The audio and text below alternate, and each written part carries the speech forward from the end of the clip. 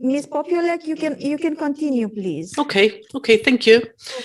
I think I was kicked out when I was talking about the required competencies of legal translators under ISO 27771. So just to recoup that, I mentioned that those competencies are slightly different here because of the specialist nature of this standard. And of course, the basic stuff is more or less like in the 17100, but in case of the, for example, legal translators, translation competence, it would be specialist legal content, project specifications, the correct language register, and specialist terminology.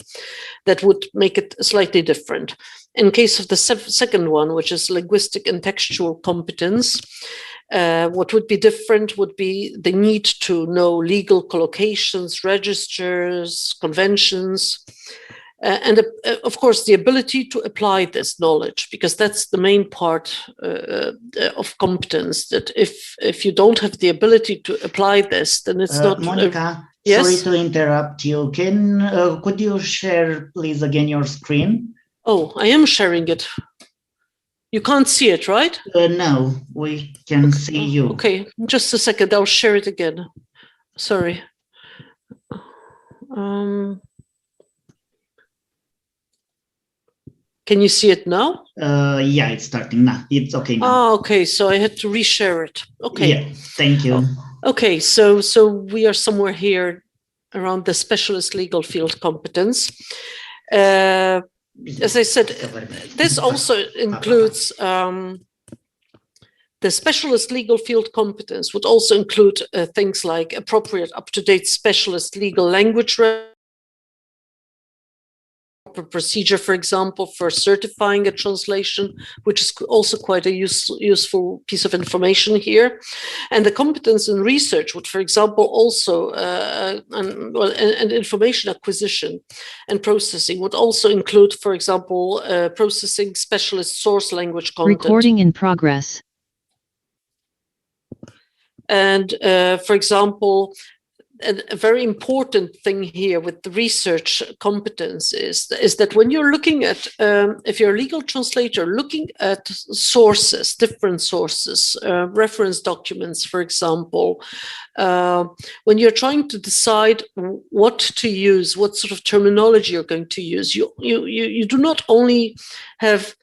Well, you have to not only have the competence of just finding this terminology or just looking at the reference materials. What you have to be able to do is also decide what is the hierarchy, or as we say in terminology management, of the terminology sources.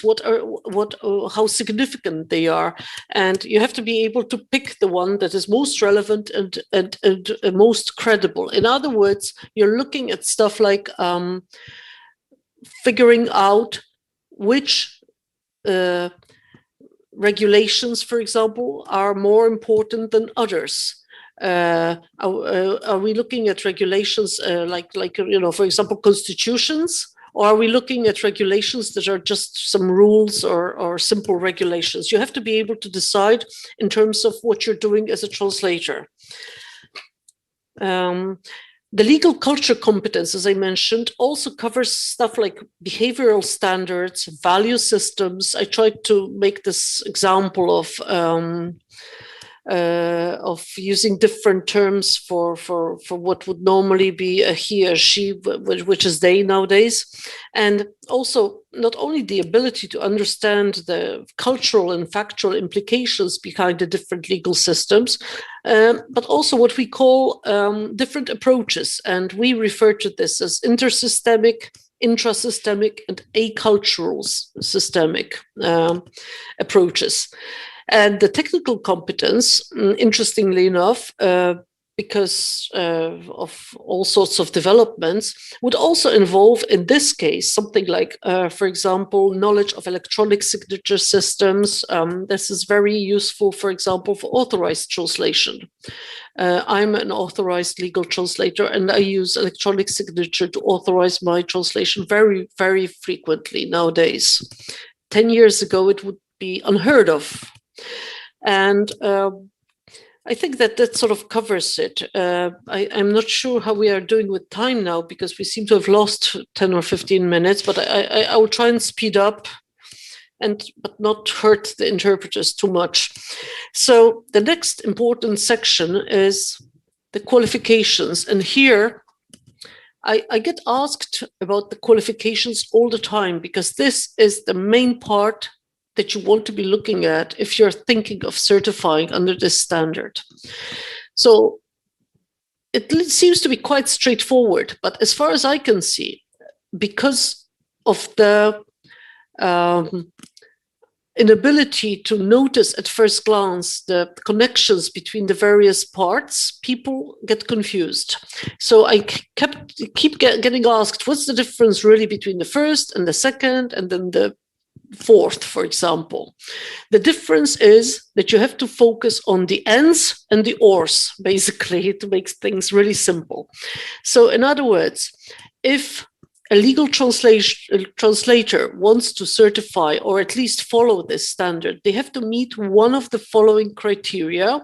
And in this case, it's the first standard that actually states that it has to be the relevant language pair that we are talking about here. In other words, if you studied, I don't know, Russian languages at university, and you want to be a translator in English, then you do not have the relevant necessarily, I mean, you might, but you don't necessarily have the relevant language pair qualification or the evidence to support this. So those two things are important, the relevant language pair and documented evidence to support your qualifications. And when you look at A, it's a recognized degree in translation, language studies, or equivalent degree. In other words, some countries don't call it translation, they call it linguistics, and then you have translation, for example, as a specialization. I don't know what the situation is in Romania, but in Poland we still get a lot of that. We don't really have purely translation courses. Translation is always treated as a specialization of a sort of a more general applied linguistics or modern languages course. So, or an equivalent degree would be something more along those lines, but it has to include a significant translation training component. That's what I mean by specialization in translation. And it has to be from an institution of higher education, and is the important sort of linking word here, because it's on top, plus a postgraduate degree in law. So that's a really strict qualification. And then you have or, another specialist legal field. So in other words, you can have an MA in law or whatever, and then you have to have the equivalent of at least 3 years full-time professional experience in translating within the legal field. In other words, 3 years full professional experience would mean the equivalent of, so you can have 6 years experience part-time, for example, documented experience. You can have 2.5 years plus something, but you have to meet either or this criterion. And the second one is has obtained a recognized degree in law. So this is a purely legal degree, or another specialist legal field from an institution of higher education. And so this is plus on top of that, and has the equivalent of at least 3 years full-time professional experience in translating documents within the legal field. Third one, a recognized degree in translation or in any field. So in other words, you can have a degree in management, or you can have a degree in, I don't know, even medicine, I suppose, although that's not very probable, from an institution of higher education. And on top of that, again, has the equivalent of at least 5 years full-time professional experience in translating in the legal field, or the equivalent of. And the fourth one, a recognized degree in any field, again, from an institution of higher education, and, which means plus, a recognized professional qualification as a certified translator. And be careful here, because this qualification as a certified translator, it's not the authorized translator. It's not the formal one, the official one. It's the certified legal translator sort of certification that you can, for example, get from, I suppose you could, in theory, get it from the ATA. You could definitely get it, I think, from the ITI. So we are talking about some sort of a qualification that you get from, for example, an industry association or an organization, or maybe from FIT, for example, if they organize special courses in legal translation. And then the last one is when you have obtained an officially recognized qualification as an authorized legal translator. In other words, you are state appointed or court appointed or whatever the system in your country is. And it's based on the relevant national requirements and regulations. The last one is a no-brainer, basically. I mean, it has to be like that because we assume that that when somebody gives a recognized qualification at the national level to a translator, then that translator has fulfilled a lot of other requirements, right? So, as I said, the trick to understanding all those qualification requirements is to pay attention to what is and what is or, more or less. And of course, they are very strict requirements. But on the other hand, when we were discussing this for 4 years, when we were looking at this, we really wanted to make those qualifications strict. We didn't want to pretend that you can actually go out there with a degree and start certifying against this standard, because this standard is for seasoned professionals. But at the same time, there are several ways in which you can obtain this qualification. So it's not exclusive, it's rather inclusive, except you really have to work according to a high standard. And now, revisers. Interestingly enough, we decided not to keep copying and pasting all the requirements if we decided that we want the same requirements to apply to revisers. And this was the case here, because basically what is the difference between, because revision is also sometimes done by an equally qualified as the translator reviser, who is a translator themselves. It's just that they're revising a translation that they have not done themselves. They are a second pair of eyes. So in other words, what we said here is that the same competencies that are required of revisers of legal translation apply, because apart from the revision component, the fact that you have to actually know how to revise quickly and properly, and for example, you have to know how to mark or communicate issues to a translator when you're exchanging feedback, or for example, when you have all those sessions, cyclic sessions, where the document goes from the translator to the reviser, then it goes back to the translator, and then it goes from the translator again with comments to the reviser, and so on. So you have to have that sort of competence. But apart from that, the same competence as for the translators is fine. And it's the same thing also with meeting at least one of those qualifications. Again, anyone will do. And reviewers, if you're familiar with 17100, it's the same more or less approach. Well, not even more or less, but identical, in fact, where translation has to happen. Revision has to happen. It's not optional. It's a requirement of the standard. If you are not getting your stuff revised, then you cannot say you're working according to this standard. It has to be revised by somebody else who is equally qualified. But review is optional. Review usually happens in situations where, for example, translators work on drafting legislation, multilingual legislation. There are certain countries, I don't know, maybe you know that, for example, Canada does this. The European Union, of course, is a great example of this, where legislation gets drafted in many languages, which are on equal sort of, they have equal status at the same time. So when that happens, what normally should be done and is recommended here is that you have a translator, then his work is revised by a competent reviser, and then on top of that, you get a review by a reviewer, but that's an option. For example, also it happens when you want to print something, then review should be actually not only recommended but required. But that's a subject for discussion. We didn't try to enforce it here because it's not a required step.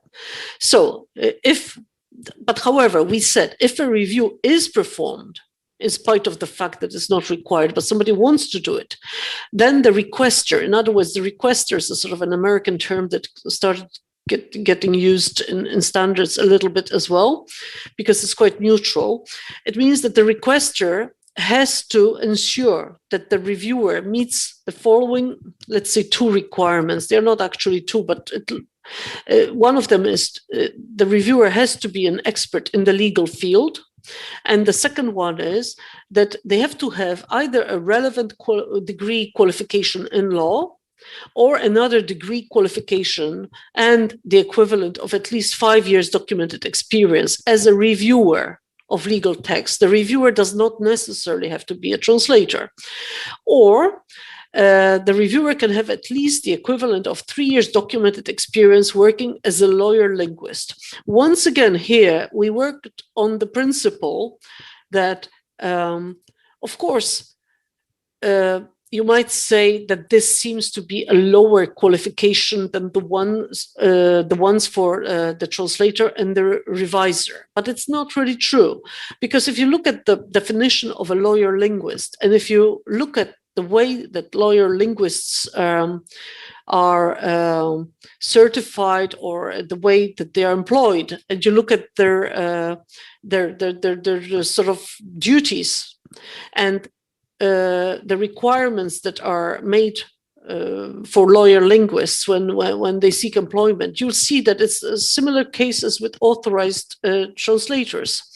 A lawyer linguist has to have a lot of different qualifications in order to be a lawyer linguist. So there was no point raising an issue here and repeating all the other qualification requirements for the reviewer. If they are a lawyer linguist, that means they're doing a review anyway, and they are competent.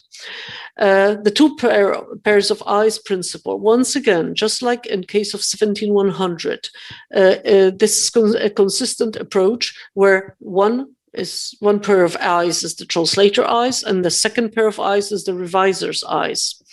And they have to be different people. I keep repeating this over and over again because this is one of the main issues with certification. Very frequently, if you look at 17100 certification, people will try to somehow skip this one. They will say, oh, well, you know, the translator revised it. That doesn't happen. Under those standards, you cannot have a translator revising anything. If you apply this standard, then the proper term for what the translator does with his work is check. The translator translates, and then he checks, or she checks, or they check their work. A reviser revises, and that's not an option. It's a requirement. So that's the 2 pairs of eyes principle. And then the translation process is described in quite a lot of detail. So we say things that are quite general and quite obvious, like that, you know, the translator is responsible for a timely delivery of a complete quality legal translation that meets the requirements. Seems to be an obvious thing, timely delivery, but it needs to be said somewhere.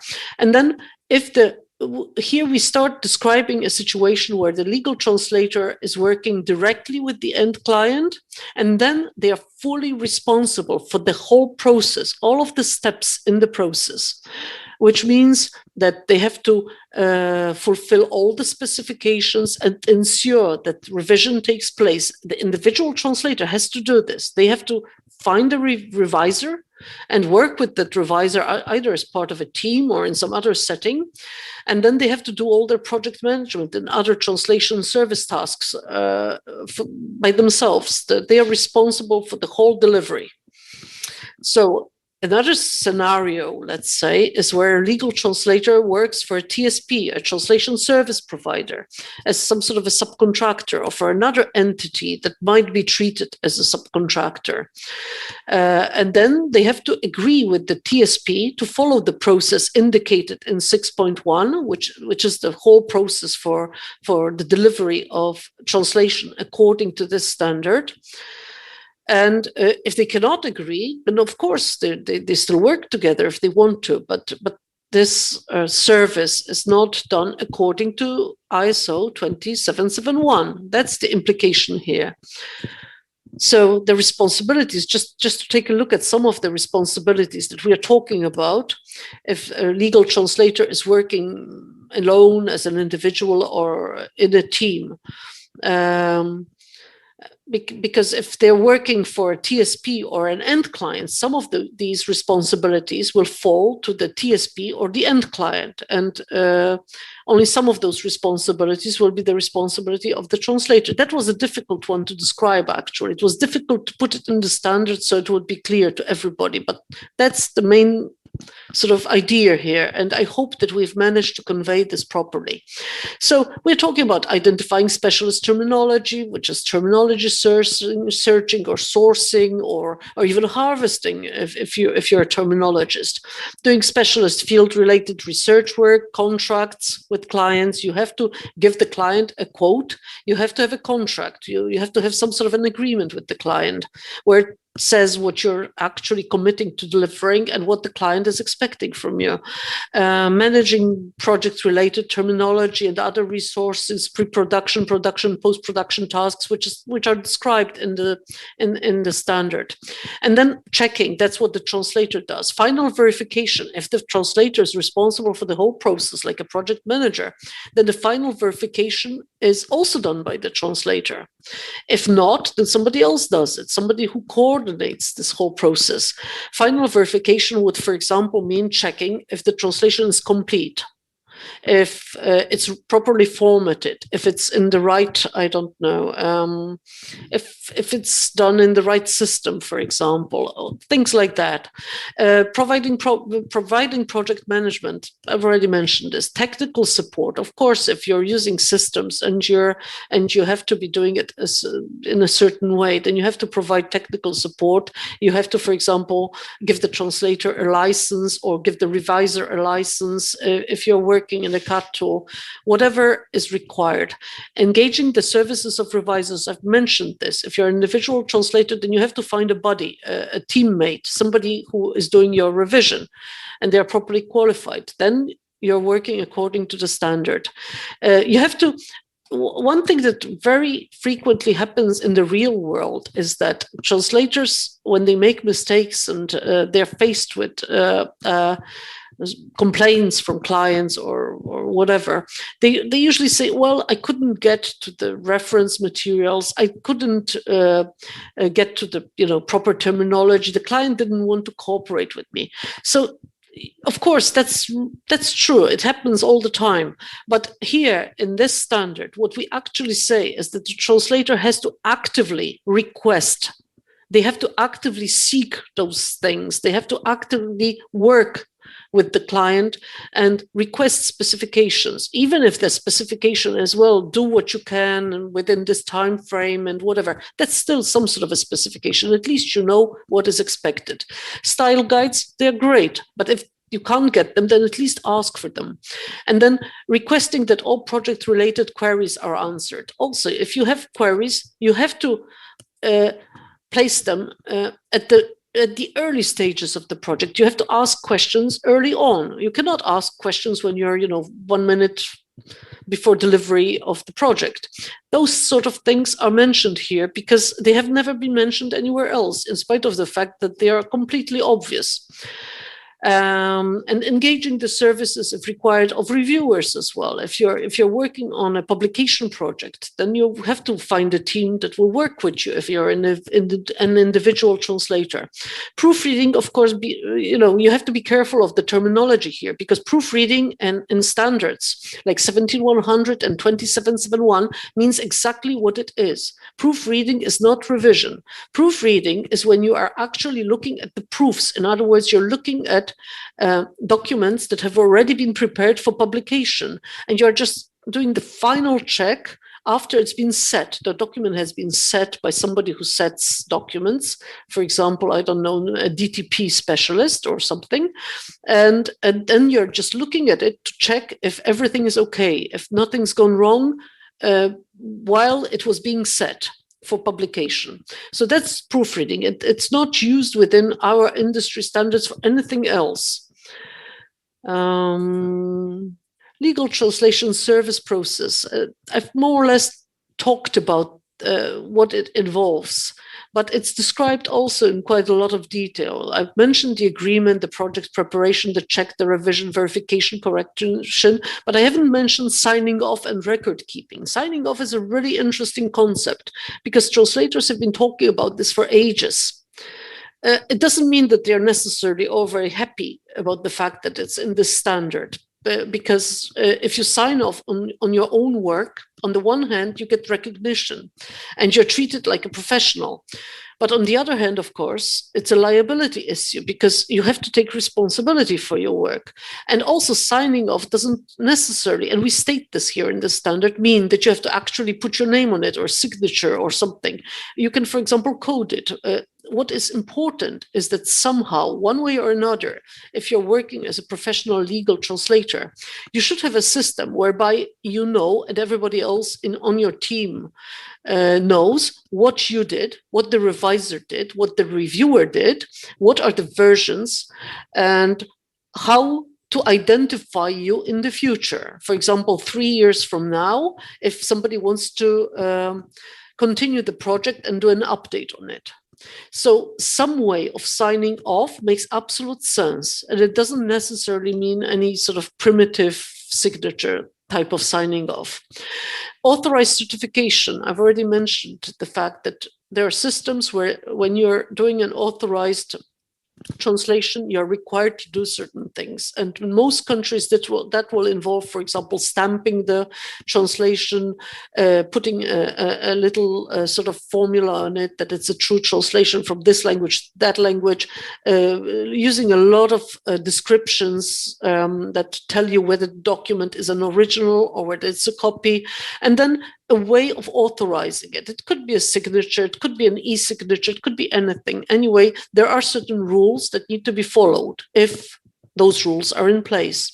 And then feedback and final steps. Once again, feedback is a must here. It's not optional. If feedback can be given, it should be given. Or at least if you want feedback, you should ask for it. Once again, you should be proactive here. And the final steps, well, that's wrapping up the project. We don't really have time to go into this. And then we also deal with complaints, individual responsibility, and corrective action. By complaints, we mean that there has to be a process that you have for dealing with complaints. You don't just go back and tell, in the standard, you are required to have some sort of a system where you register those complaints and you address them. In other words, you don't get into a fight with somebody because they criticized you. You have to have some sort of a record where you exchange information and try to find some sort of consensus, basically, about what the final legal translation is going to be. And individual responsibly, I've already mentioned a lot of this, and some of it involves being able to identify you as the translator of this work, let's say. And corrective action means if you do something wrong, you're capable of correcting it and trying to avoid the same thing happening in the future. And all this is addressed in the standard, but I just cannot go into too much detail here. So I mentioned what things are basically required of a translation service that is in conformance with the contractual, linguistic, and other formal requirements. And I've mentioned stuff that basically involves the people, like sticking to specific genre conventions, having all those competencies, using appropriate syntax, language, whatever, client terminology. But there are other little things that are quite important that are mentioned in this standard for the first time. Those are the NDAs and the SLAs. The NDA is basically a non-disclosure agreement, as you all know, and the SLA would be a service level agreement. It's something else than a specification, because specifications are big or small things that you would have, for example, for different projects. An SLA would be some sort of a commitment in general to keep a certain service level and to be able to state what is going to be delivered under a long-term, for example, partnership or cooperation with the client. So all these things are identified here, and we mentioned them in the standard. I already mentioned that we also dedicated several paragraphs to authorization and certification schemes and security clearance if required. The process overview. Apart from some of the obvious steps, what is also mentioned here is that you need a feasibility analysis. When you're taking on a job, you need to first analyze the job in terms of whether you can actually do it and deliver it within the set deadlines. But also, you have to self-check the translation, which I already mentioned. Then there's the second-party revision, and then there's the record keeping. Even if you're not signing off on the translation, you keep records because that ensures transparency and traceability of all the jobs. And you have to have all the documented versions, especially with legal translation. This is really important so that you can go back 2 or 3 versions, even if it's necessary, to see what happened to the document and what needs to be done in order to continue with the process.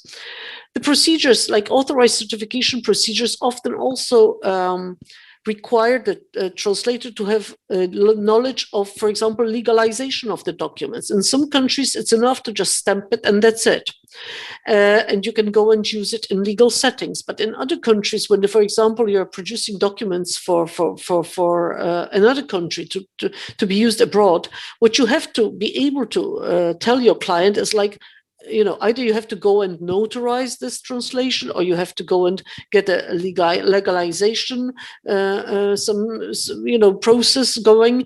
It's either, basically in Europe, it's really easy because, we don't have to legalize so much. But if it's outside of Europe, the legalization process is really important.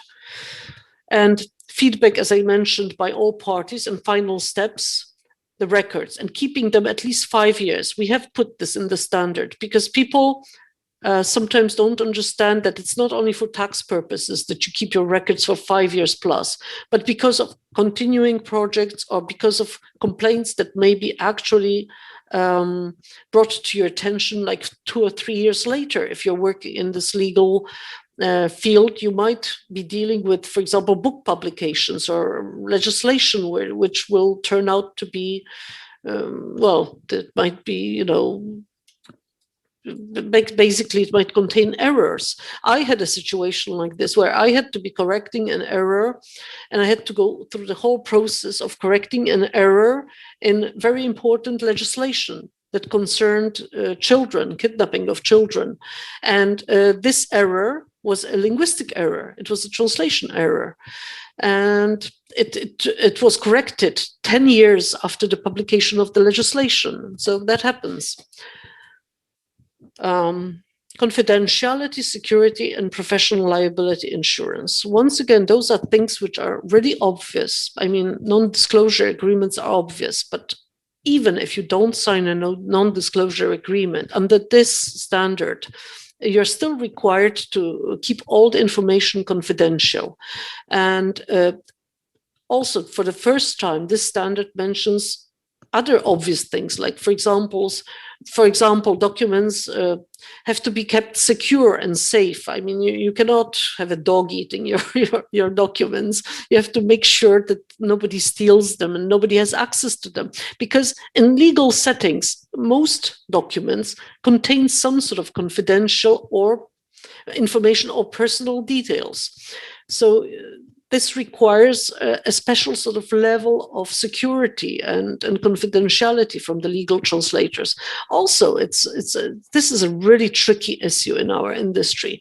But if you start loading up stuff into cloud systems of all sorts, some of them are secure, but some of them are completely unsecure. The same with public machine translation systems. If you start uploading data of your clients, sometimes very confidential data, this is a real issue. It's a huge legal issue. And I mean, not like legal translation issue. It's like a huge liability issue. If something is located in the wrong place. So we mentioned that in the standard because people have to be aware of these issues and those, let's say, potential risks. And also simple things like not sharing any data or information with unauthorized individuals unless there's, for example, a written consent from your client or an appropriate court order. Once again, this is obvious, but not to everybody. Sorry. Professional liability insurance. This is something which is really great and everybody should have it. But apart from acknowledging that this is great and it's really good for legal translators to have professional liability insurance, it turns out that a lot of legal translators actually don't have this insurance. So we are trying to introduce this as a best practice. I mean, that's why it's a should and not a shall. You don't have to have it, but if you don't have it, then at least your client needs to know that you don't have it.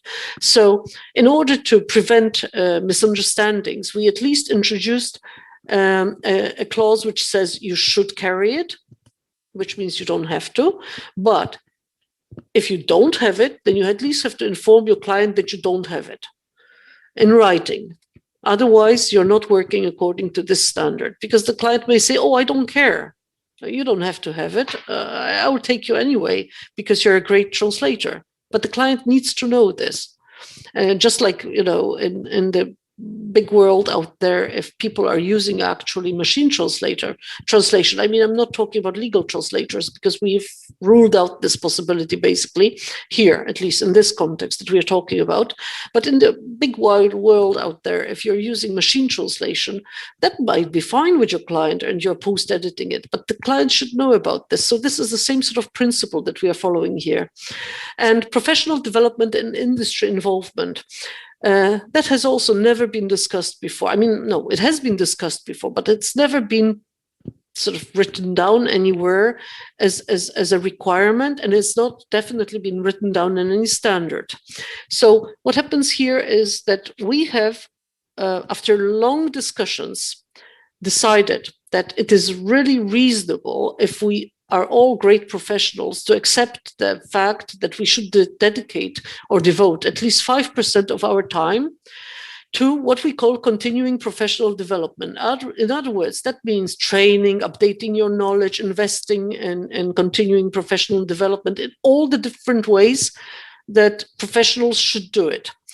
So that's specialist training, events, projects, peer groups, academic activities, research, whatever it is. But we think that 5% is a very reasonable expectation. Another reasonable expectation is that if you actually do it, then you should keep a record of this. It should be updated on an annual basis, and you should be able to tell people that you actually every single year do something about continuing professional development. And this is a recommendation, but the standard also recommends that translators pursue this through involvement and taking an active role in professional associations, which is really important because that gives you an opportunity to exchange ideas, knowledge share, whatever. It could be presenting, lecturing, writing, contributing to education and training of colleagues. In other words, knowledge sharing and teaching other people, young translators, how to go about developing their professional skills. It's very important, this element of giving back to the industry as well. Maybe it shouldn't even be written down in a standard, but we thought it made sense. And then we have the annexes. Like the introduction. Annexes are usually informative rather than normative, but not always. In this case, however, they are just purely informative. So in Annex A, you'll find information on authorized legal translation, what it is, how it's used in judicial settings, and how public authorities and even for how public authorities structure this, and how it can also function in commercial, for commercial purposes. A lot of people. I'm sorry to interrupt. Excuse me, we are already 40 minutes Okay, late, so but I'm wrapping up. Yes, I'm actually please. on my one before last slide. Thank you. Sorry. So basically, this is a really good resource for understanding how authorized legal translation works. And then there's information on legal translation in government institutions and non-governmental organizations. This is really relevant for big organizations, well, especially like the UN or the European Union, for example. And then the third one is information on how to document and quantify continuing professional development. In other words, it tells you how many points you could get for all sorts of continuing professional development activities. So that's basically it, apart from the benefits. But I've already mentioned benefits as I talked to you through the presentation, so there's not much to do here. The best benefits, I think, are the ones which are about providing knowledge on what is involved in being a legal translator. Another clear benefit is the fact that you can certify against the standard. And actually, this is the first ever ISO standard for individual translators. And you can still, go for certification. So that's just, a completely added benefit to that. And presumably, if things go right, translators associations and federations can work together on developing certification schemes for individual legal translators. Sooner or later, this is going to happen. And this will start a completely new way of looking at professionalizing this area, which has been slightly vague so far. And there are also a number of translation issues that I've mentioned that have been addressed here that have previously never been defined or standardized. And I think that's why it's also a very good resource for the whole industry. And I've mentioned this, so it's not okay. I think most of the stuff has been mentioned. I will not talk about compliance versus conformance because we don't have time for this. But basically, when you talk about standards, you conform to standards. You don't comply with standards. You comply with regulations, but you conform to standards. And basically, our industry standards are mainly requirement standards. You can call them under certain circumstances product standards, but you don't call them process or service oriented standards. You can call them product or service if it's the right set of circumstances. Those are just typical sort of misclassifications. I wrote a very long and very difficult, I think, article on the standard. So if you're interested, you can read up a little bit more, especially in the context of 17100 and the European Qualifications Framework. And it will be published soon. They have a delay because of COVID, but it will be published soon in Lingua Legis, which is a very renowned legal translation publication. So if you're really interested, you can read up on this. You can also contact me by writing an email to me, for example, if you have any questions. And if we still have time for questions, I'll be happy to answer any. Thank you.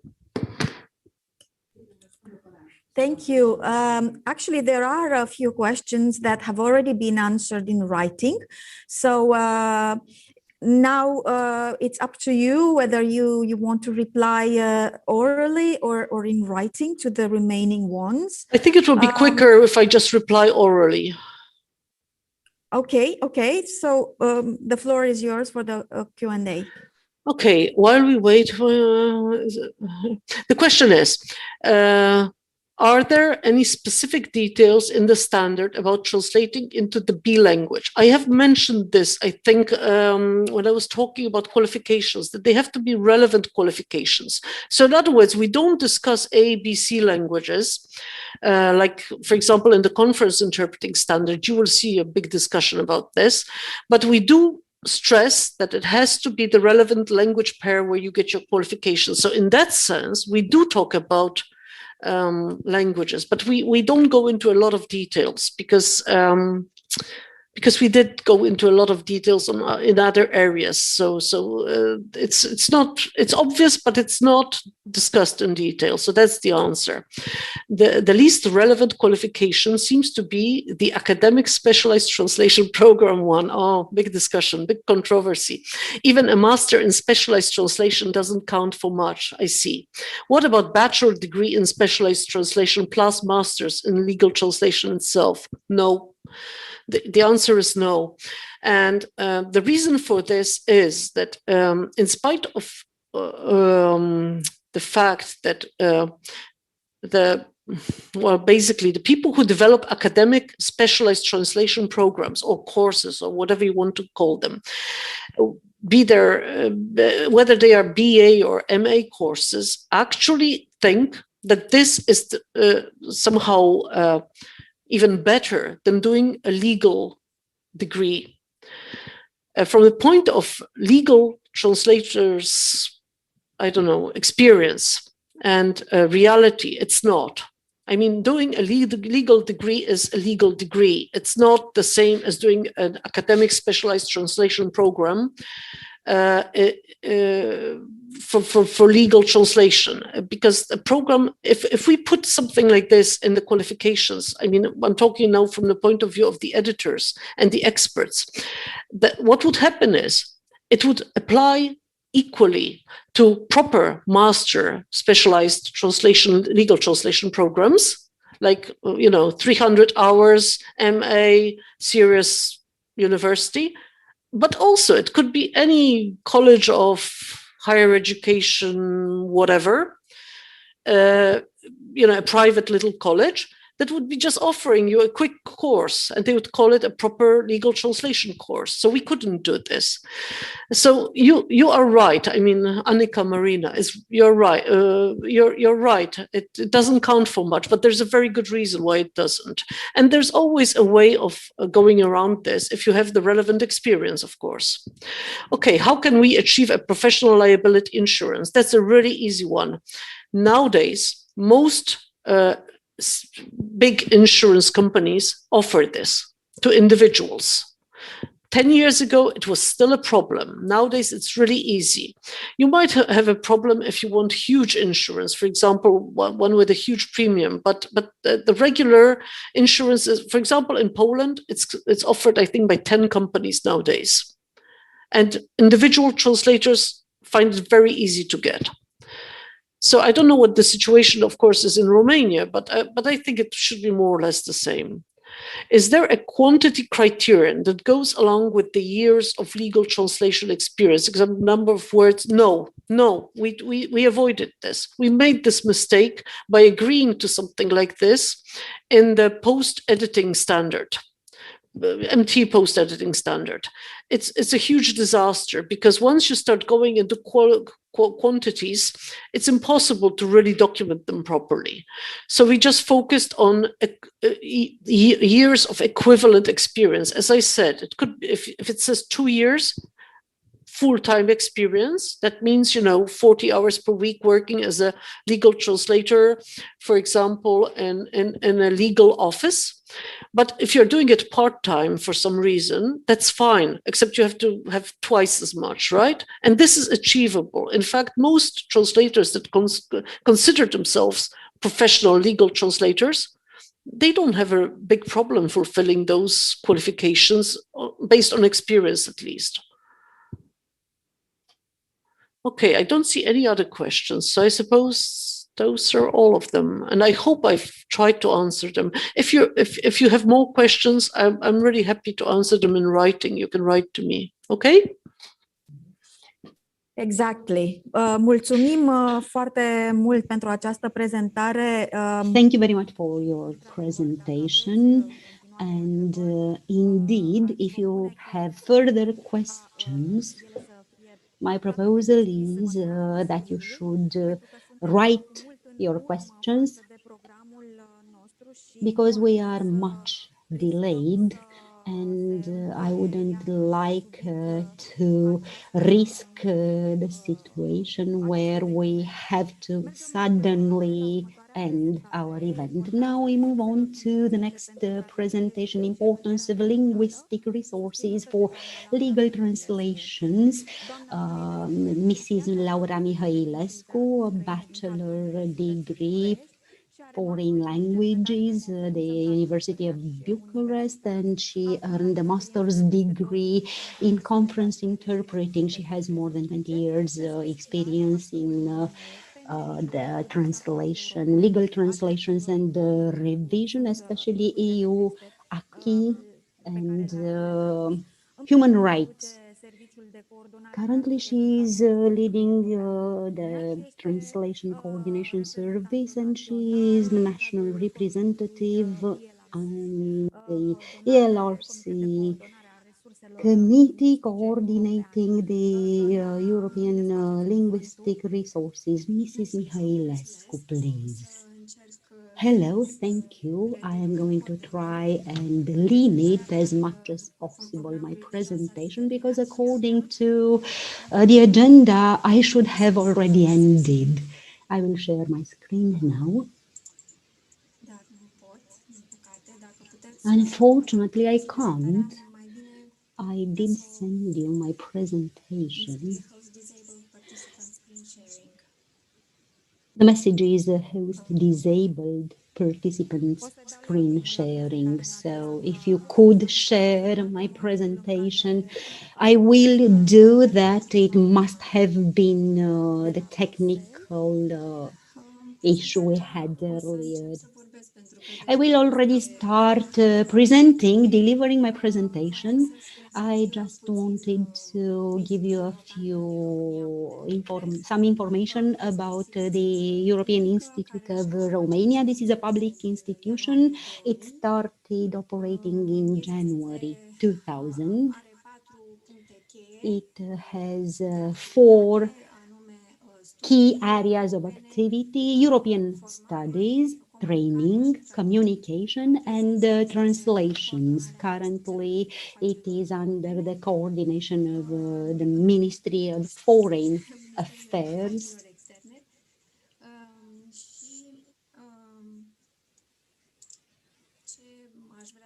And I would like to highlight here the fact that in terms of experience, we translated almost 250,000 pages from the EU acquis, and here we had 2 stages. I do hope you can still hear me. Yes. Now I can see. But I can't move from one slide to another. Kindly go to slide 3, please. And the next one.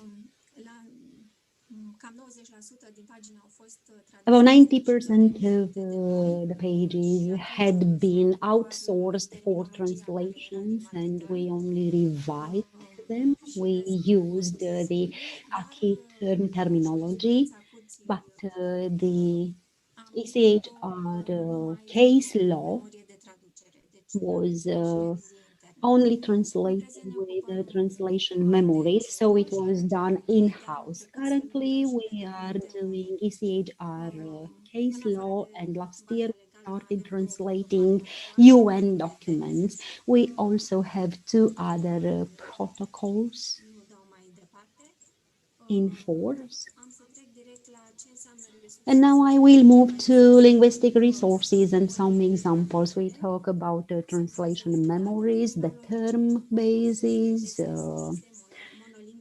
corpora of texts, either monolingual or multilingual. Monolingual, we use very much the legislation published in the official journal of Romania. We also have oral corpora, dictionaries, even term lists, grammar books. So briefly, we are talking about linguistic data sets, ideally with metadata included in electronic format. They are used to create and or improve translation engines.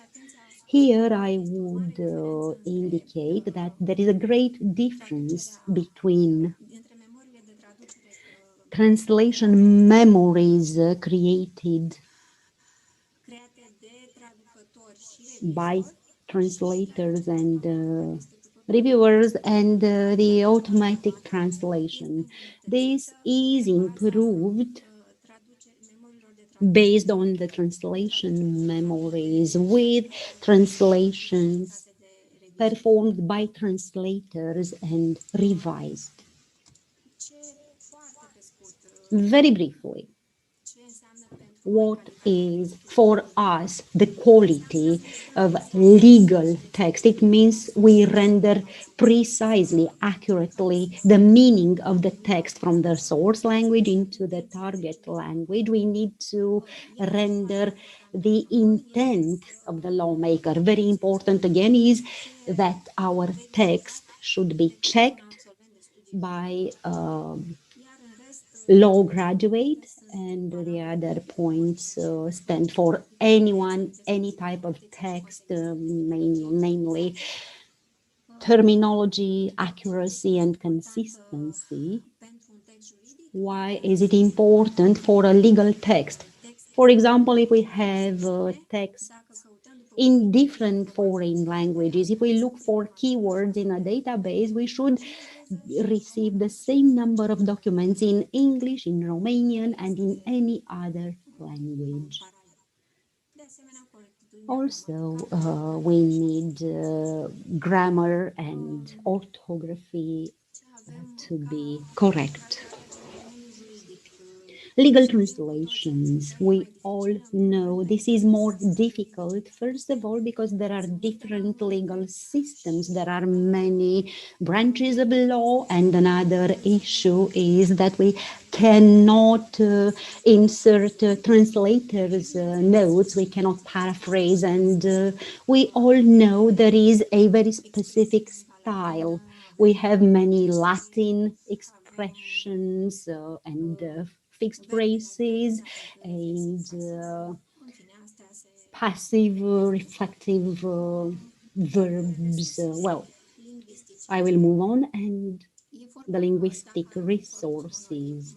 If we have a monolingual corpus, especially on legislation, we may look for specific phrases, and if they are different, or because unfortunately it rather happens, it tends to happen in the Romanian legislation, then we need to know what phrase we should choose and which legal provision is stronger. We need to know the hierarchy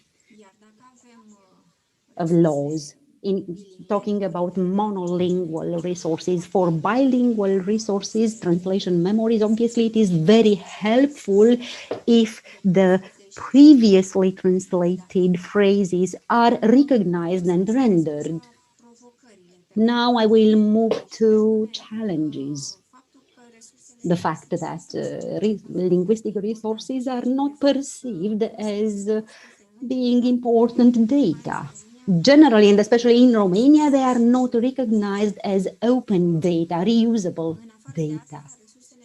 Besides this, in general, linguistic resources in electronic format are much fewer than what we can find in English or French. And another problem is that the quality is different, because often we find linguistic resources without diacritical marks.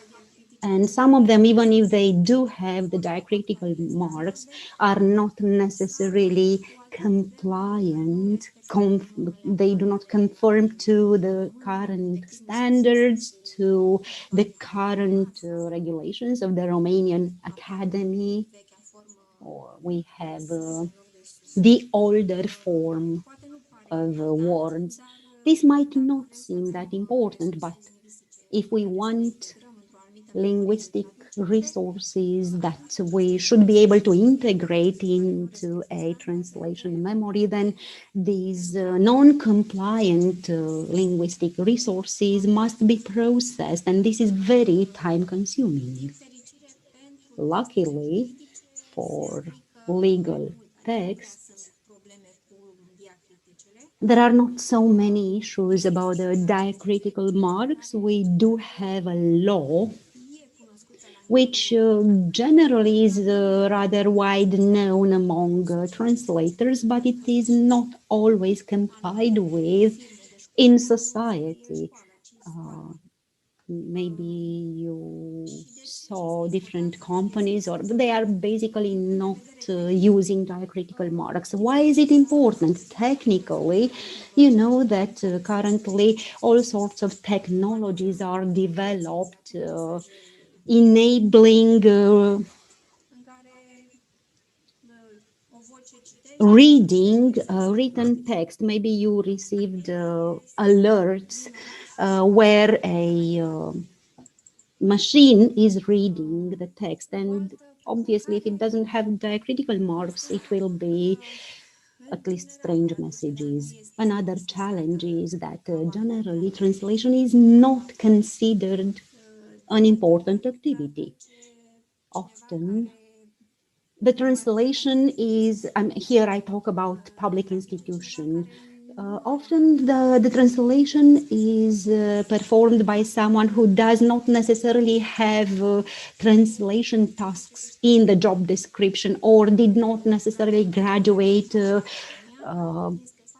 the necessary studies, or is not qualified, but is considered to be able to translate. Another challenge in Romania is that computer-assisted translation tools are quite expensive and even considered rather complex to be used at an advanced level.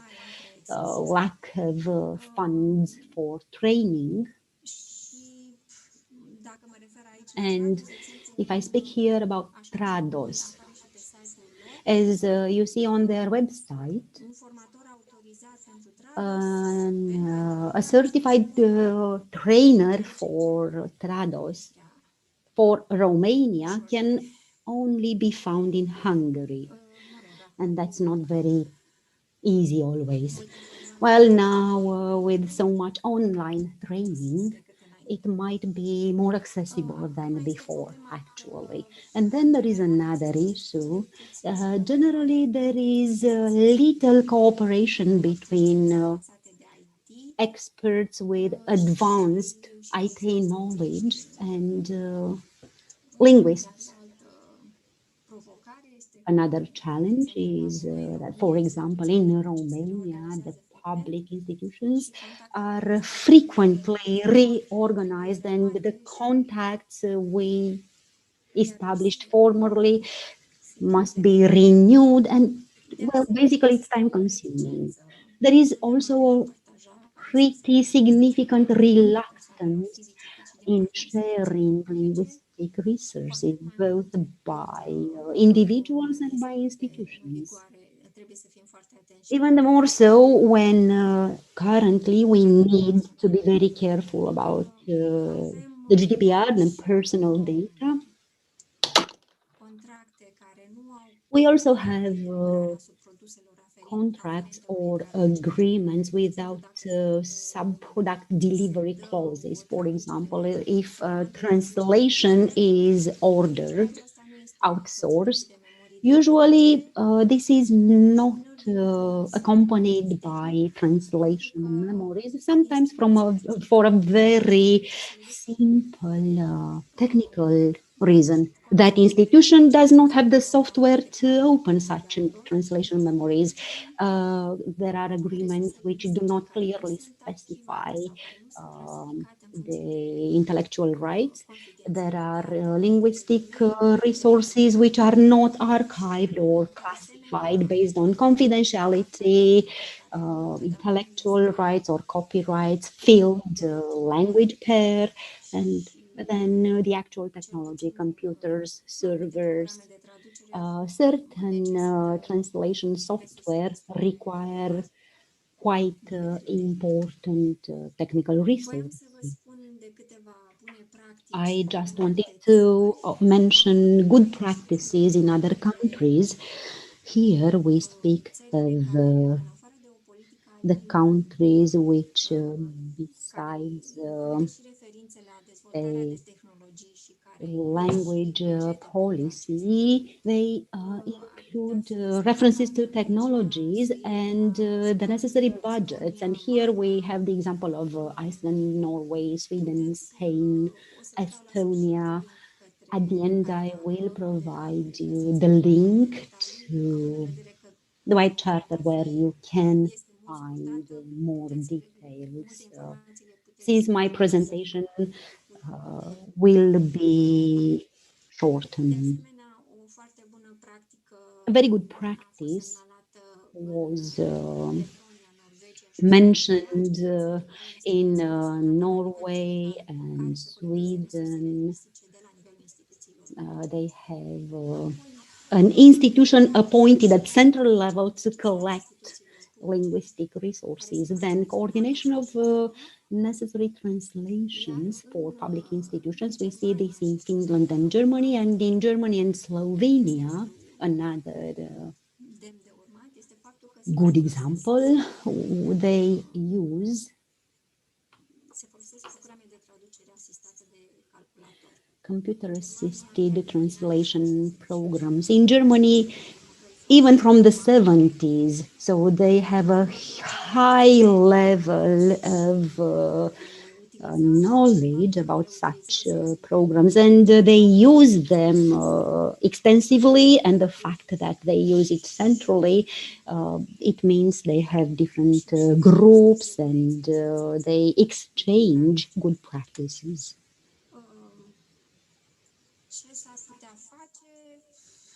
What could be done?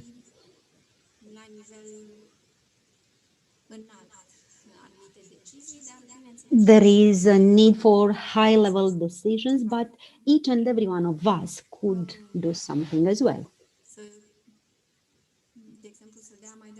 For example, to share and explain how important this is. Obviously, in Romania, we also have a sort of linguistic policy. The law I mentioned earlier provides that any material which is broadcasted on TV should be subtitled. But here, cable TV channels are not included, and they also say there must be a translation of technical instructions. It's also useful not only to train people working in a certain field, but also to train clients and the public. We need a regular exchange of good practices, and what we can do, each and everyone who performs translations, we need to codify and register each document according to the source language, target language, field. We should know whether that file includes confidential data or not, and we need to save in editable format both files in the source language and in the target language, because maybe at some point we have the time to align them and create a translation memory, or I will show you later, we can upload such files. I recommend that you should have a look at these references, directive on open data, report on the equality of languages, mentioning that even languages which are more rare should make efforts to catch up and somehow not get lost on the internet. You can also go to this ELRC share repository. Here you can upload all sorts of linguistic resources, including Word files, if they are in the target language and source language in a certain field, and if obviously if they do not include confidential data, and you are returned a translation memory. You can find more details if you access the ELRC link. There is a digital strategy, and the last link is from the Romanian digitization agency. This link with e-translation. Here you can find information on what e-translation is, how you can access it. I would like to highlight here that the foreign language faculties may register, and they do not only include the official EU languages, but also Russian and simplified Chinese. And another major advantage of e-translation is that the translations are confidential. It's not like with Google where you upload something and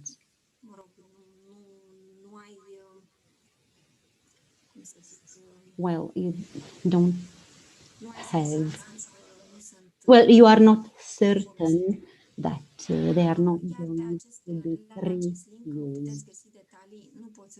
Here, if you access this link, you may find details. I don't have the necessary time to explain more now, but you find information, who can access it, how to create an account, who can benefit from such services.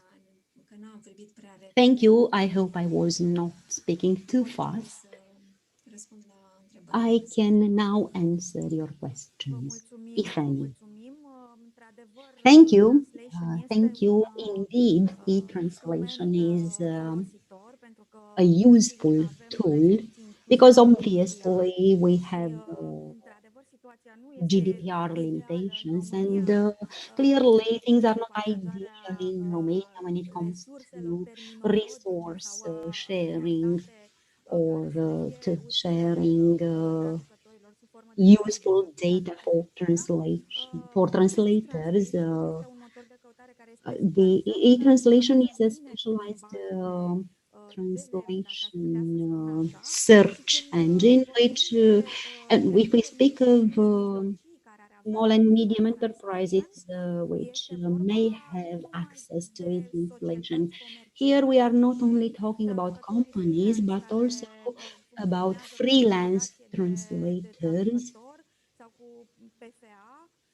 authorized translators or freelancers. They may get connected to e-translation and they may benefit from the services which are actually more and more developing. They now have a speech and text recognition function.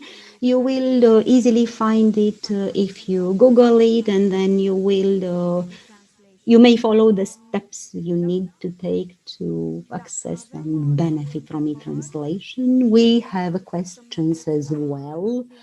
If you could go to the Q&A, Mrs. Mihailescu, there is a question about better cooperation solution between institutions. A very good question. Yes, and the answer would be quite long. There have been attempts First of all, in Romania, there are very few institutions using CAT tools. I only know about 4 of them. The European Institute of Romania, the National Bank of Romania, I think the Constitutional Court, and ASRO, the Standardization Association. At some point, well, actually, at different moments in time, each institution appointed a person in charge with translation. In Romania, at national level, there is no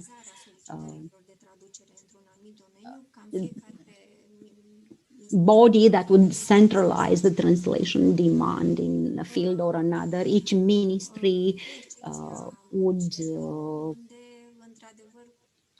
do whatever they can, except for ECHR, where I think we are the only ones who translate ECHR case law, because there are requests to the government agent for the European Court of Human Rights. There is a protocol with the Institute of Magistracy. Whatever we translate, we upload on our website, and whatever is related to guides, research reports, and the rest is uploaded in the HUDOC database of the court. I think you found out the good news that the official journal may now be accessed for free. And this is very helpful for translators, because we are able to search in a database. Well, the solution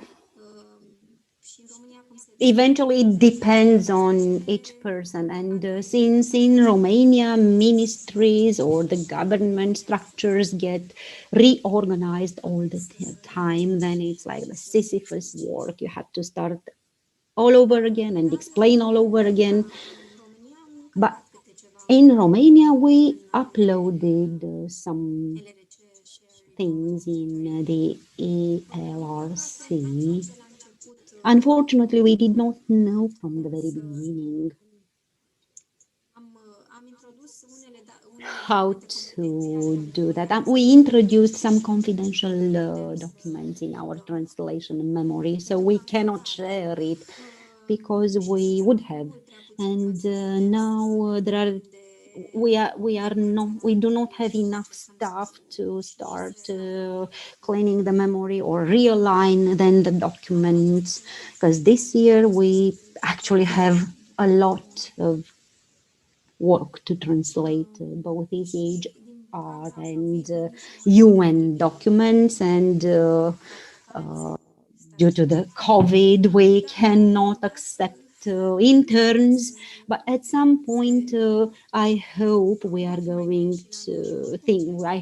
things are going to get better. What I can say is that the translation was not so great in the beginning. We actually had fun when reading some results, but it changed a lot.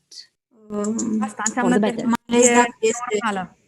So that is that the technology is good, up and working. Yes, and we refer to, we are using terminology of the European Court of Human Rights. We are using a lot of the acquis terminology. We are not talking about novels. So the more the information available, the better performing. We have another question in the chat box. So please have a look at the chat box. We have a question from Mr. Ciobanu in Vienna. Hello, Mr. Ciobanu. It refers to the involvement of universities or the involvement of institutions that teach students. Mrs. Mihailescu, what do you think?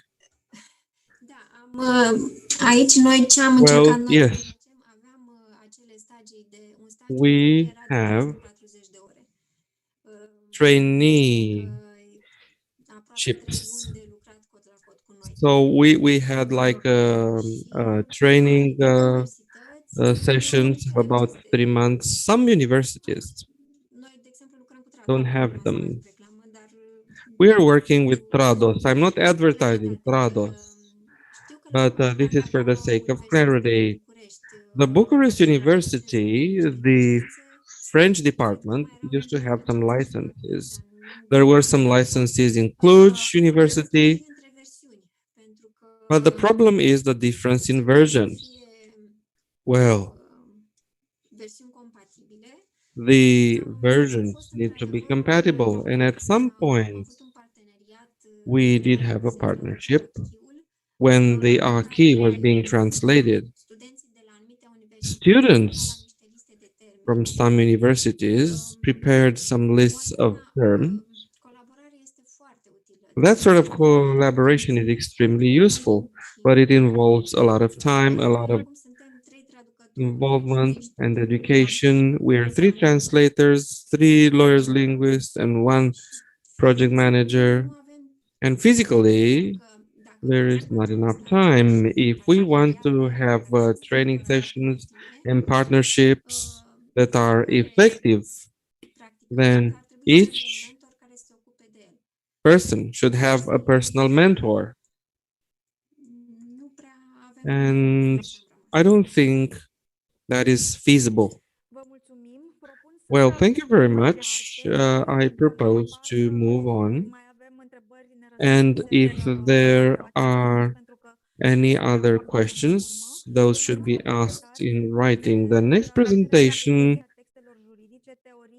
is devoted to the theory and practice of the translation and reviewing of the legal text. This is a broad topic, but we'll see more about the specifics of the texts that are being translated at the European Court of Justice. I would like to thank our colleagues for responding within such a short amount of time.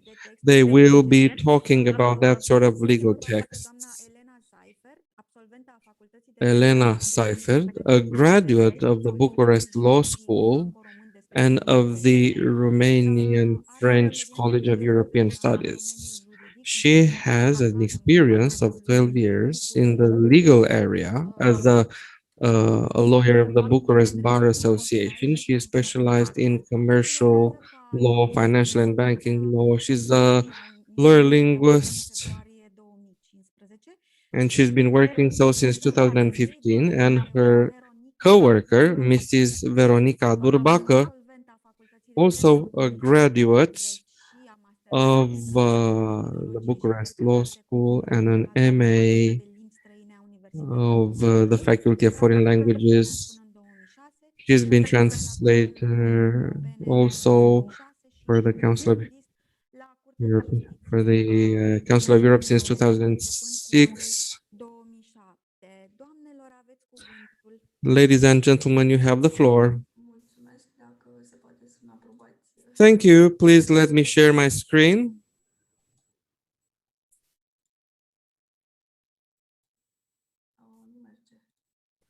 I'm afraid that this is not working.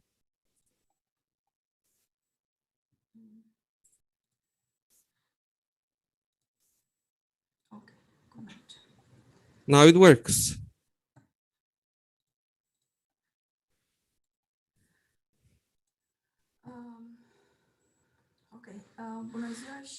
Hello, and thank you very much for your invitation and for your kind introduction. Well, indeed, I'm also a linguist and a lawyer, and I am not an exception amongst my colleagues working for the Director General dealing with linguistics of the court.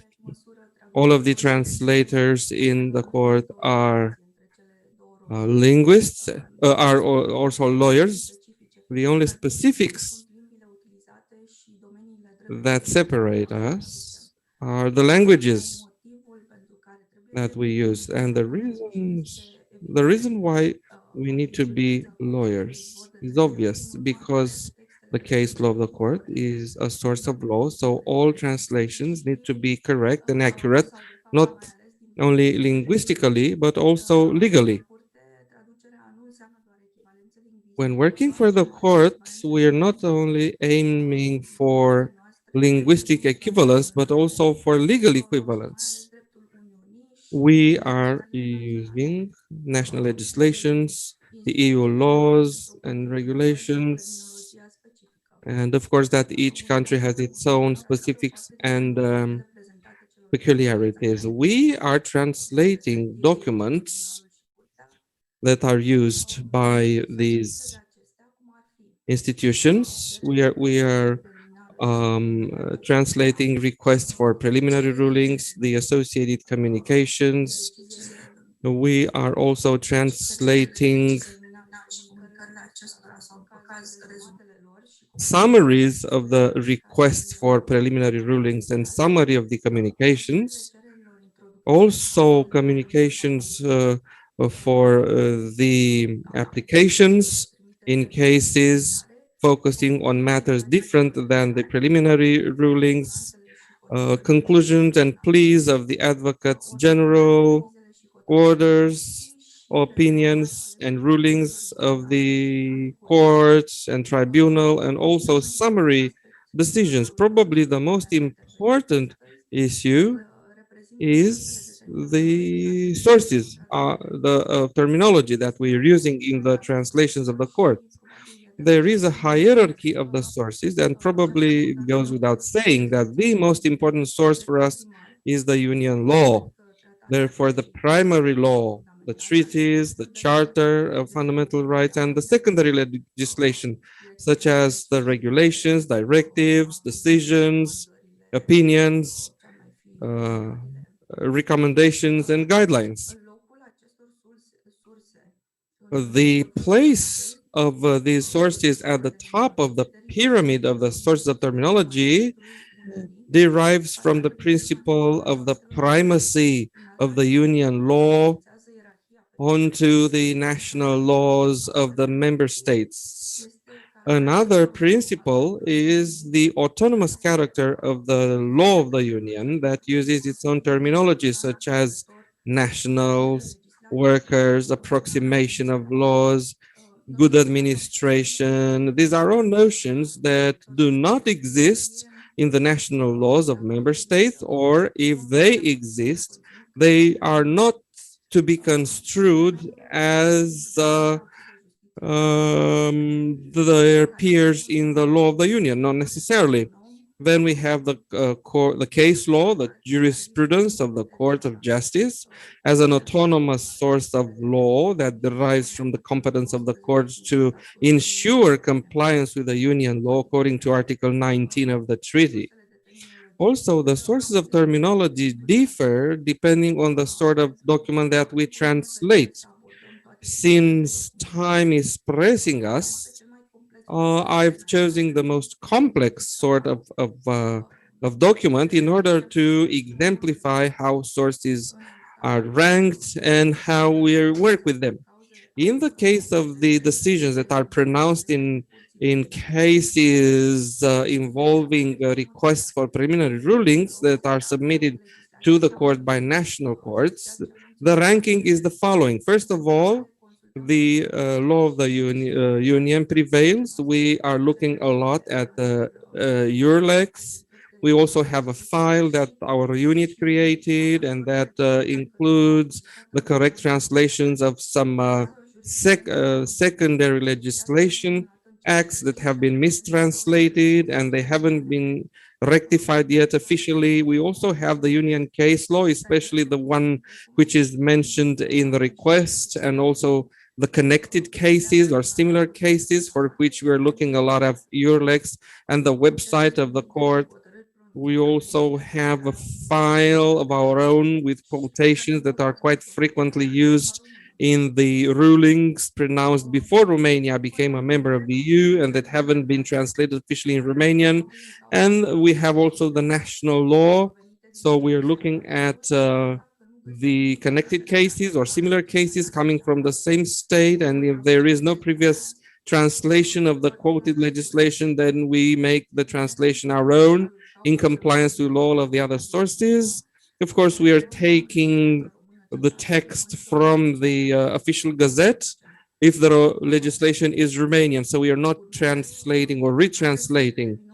There are also other sources of terminology. They may be official sources of the institutions, such as IATE or Eurovoc or UIPO or termcourt.eu, or internal sources of the courts, such as our own terminology file that includes the vastest majority of the terms and expressions that we used in the acts of the court.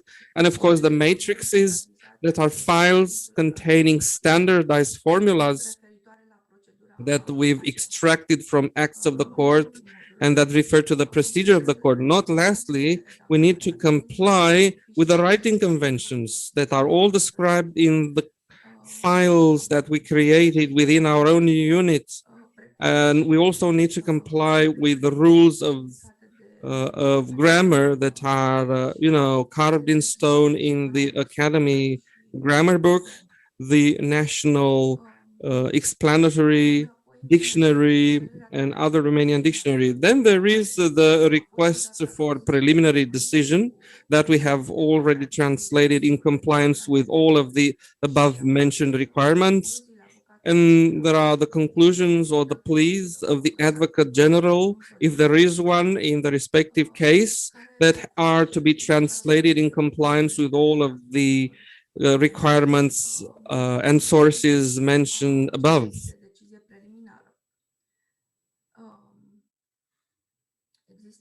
There is also a special case in the case of international agreements that might be cited or mentioned or invoked in the judgment.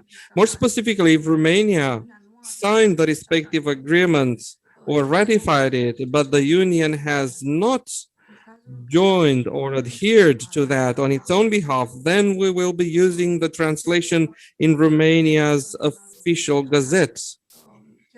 If the Union has adhered, then we will be using the translation in the official journal, although it may be different from the one in the official gazette.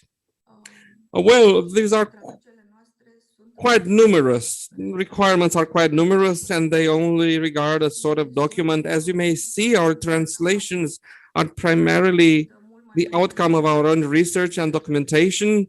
They are very ample works that involve much more time than another sort of translation. Of course, that we are using tools like SDL Trados. They are quite welcome because they enable us to have a quicker access to legislation, to case law, and to terminology files that we have mentioned already. And we add them as memories or term bases to the projects that we create for our own translation projects. One of these memories includes a translation of the source text by means of neural machine translation, which, although it's not accepted by us as it comes out, it has to be checked before and then filtered to the sources that I've mentioned. But even so, it makes us work more fastly or more efficiently. And we only need to be doing research and documentation, and we do less typing. These are all terminology bases and glossaries, and I am at your disposal further on if you need details about this topic. Thank you. Well, thank you very much, Mrs. Durbacă. So we are wasting no further time. Please take the floor. Well, yes, I will have the same request. Please allow me to share my screen.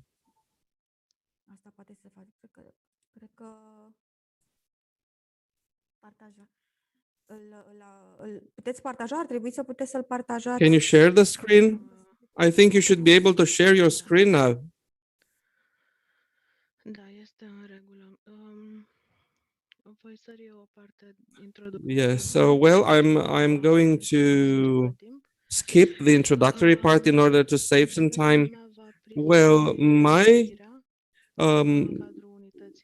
discussion will cover reviewing and the revision that we do as part of our unit. And I would like to start with a number of philosophical ideas. Well, the interdiction contributes to establishing the limits of knowledge because it's clearer. So along the time, we've established lists of interdictions that have acquired legal value at the time. For instance, the Ten Commandments or the criminal codes. Therefore, we appreciated that it would be more useful to further present not necessarily the features of good translation or good revision, but the sorts of mistakes that we would like to avoid. And we started with the meaning mistakes. For instance,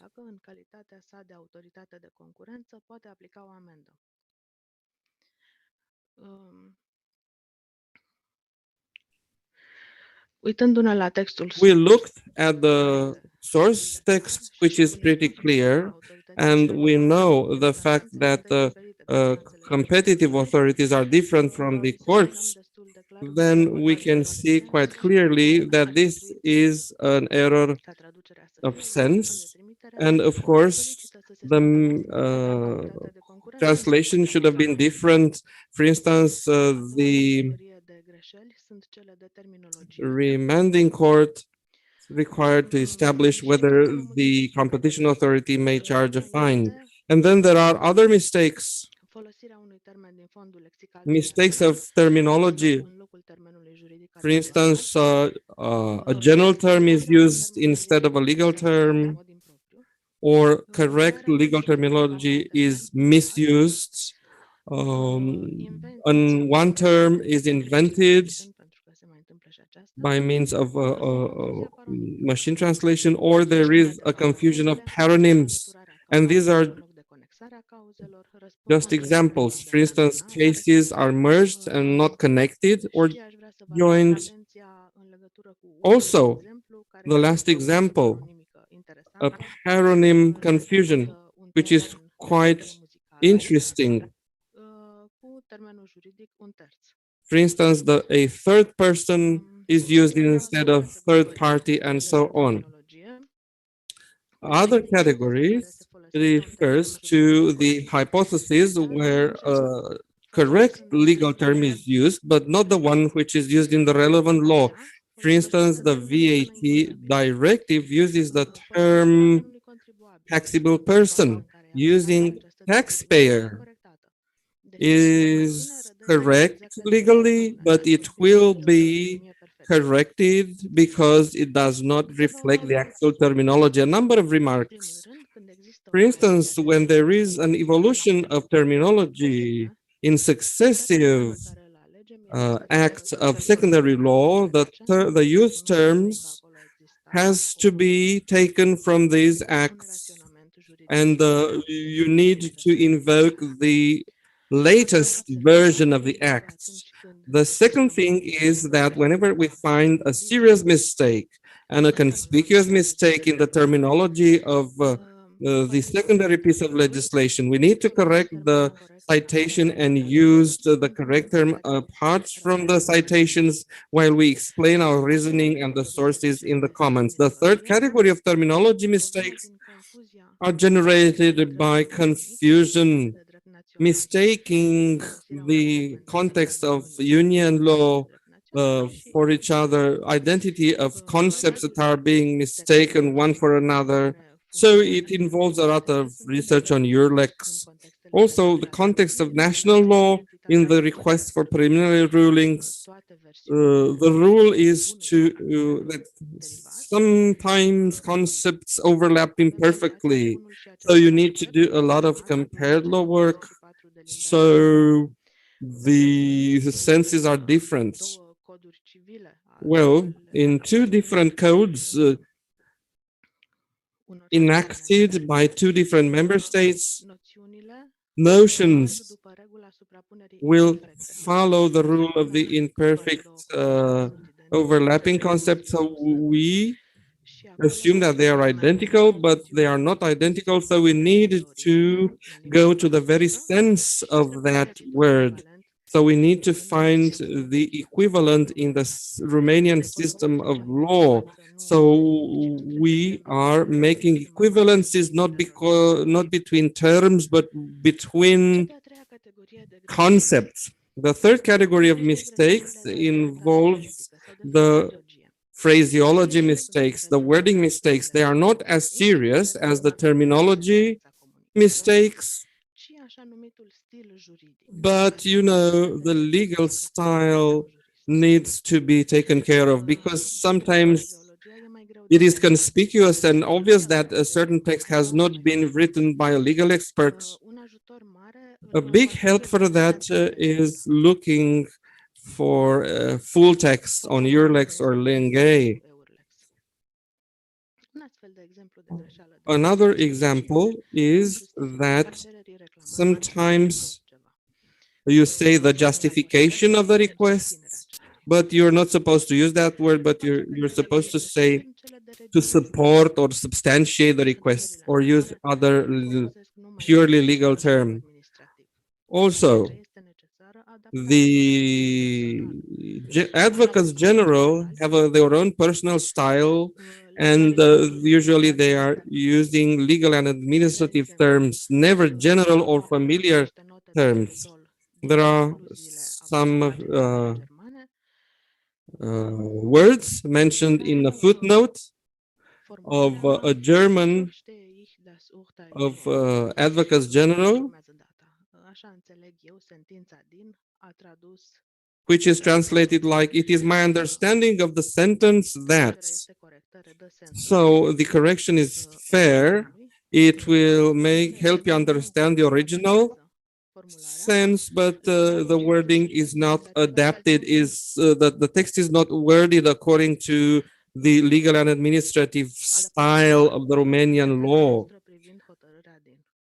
So it is not our understanding, but our interpretation that should be used in Romanian. Other examples of using general words instead of the legal terms, for instance, somebody made an abuse. No, that's wrong. You need to say somebody abused of its dominant position. Or sometimes you say the court was asked whether. Asked is a very familiar word, but you need to say it was addressed. So basically, you need to use the very words that are being used in the legal and administrative style, not the ones in the familiar style. Mistake category number 5. This is something which involves the Romanian language. Well, I just gave you an example of paronymic confusion between discriminatory and discriminating. These are used in context associated to the Charter of Fundamental Rights.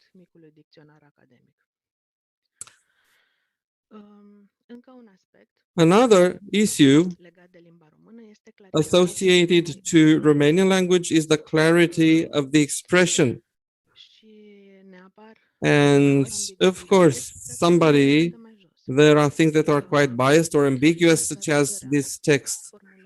When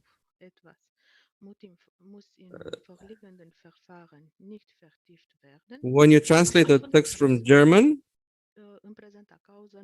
you may translate it wrongly. For instance, in this case, you do not need to get the details of the matter. So if you say that, it could be ambiguous, but it may suggest an interdiction or the lack of a need to do something. So, in the case in hand, you need to say in the case at hand, then the matter does not need to be further detailed, whether blah, blah, blah. Also, according to an extremely interesting work of a professor from Warsaw, Mrs. Bill, in 2017, brings some very well substantiated criticism against the lack of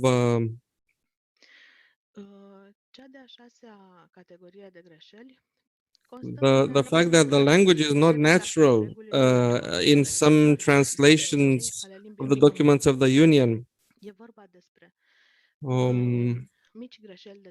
We are also talking about very small word order mistakes when translations are made from German. Also, the definite and indefinite articles are misused if you translate from Polish. For instance, because the Polish language has no articles, definite and indefinite, but the Romanian language has quite a bit of them. And the third category is that some tenses from the English or French sequence of tenses, which is being misused in the target language. The seventh category of mistakes refers to citation mistakes. Basically, we need to highlight that decisions of the court are intertextual. A large number of the paragraphs of the document to translate needs to contain texts that are taken over from legal documents, from previous case law. So the mistake which is being done by translators is that they retranslate these texts that already exist as translations. The eighth category of mistakes is associated to mistakes associated to the internal conventions.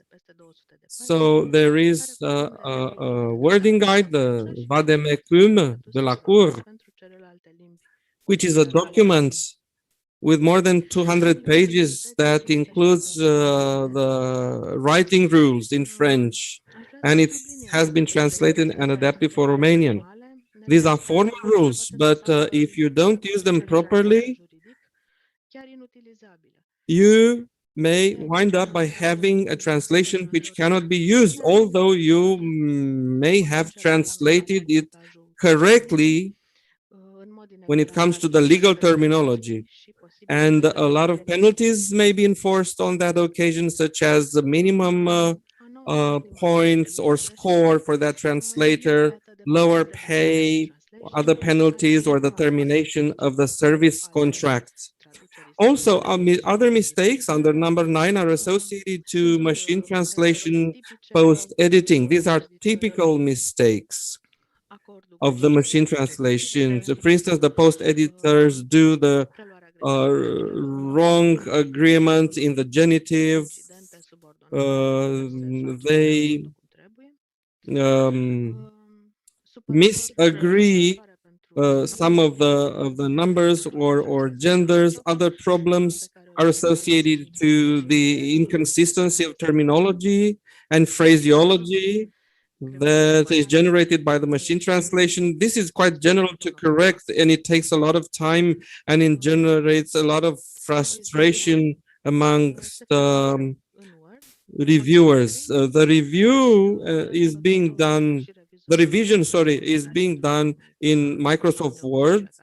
The people who revise the text use comments to explain their choices and to flag out the mistakes. And when we want to say things to peers or to younger translators, we need to provide detailed feedback. And in the very rare and unwanted cases when you want to cut some of the fees payable to the freelancers, well, the feedback needs to be more detailed. You need to write like a second document that explains your decision. The last problem is associated to the interpersonal issues and emotional issues generated by the revision work. In the Court of Justice, revision is the rule, and this is not something that the translation requires, but the institution imposes. Well, that can be somebody received quite negatively. Well, these are not negative issues indeed, but we can talk about an enhanced pressure placed on the translator, on the reviewer, especially when the translation has to be done in a case involving Romanian language. And in that particular case, the only document that generates legal effects is the translation in Romanian, while the original approved by the judge is also in that language. And in that cases, we need to take into consideration the professional relationship, the in-house relationship, so to speak, not necessarily the correctness and accuracy of the document. Also, when it comes to the newer colleagues, I was surprised to see a lot of changes, a lot of corrections, even in good translations. All of these changes and corrections need to be communicated respectfully. In conclusion, the translation and revision in our Romanian unit of the Court of Justice are activities which are highly complex because they have a very special purpose, and they involve issues that are quite serious. They are more serious than the average translation, and they are all handled from the angle of legal reasoning, from legal reasoning, which triggers the requirement to be very accurate. And of course, a direct translation is preferred.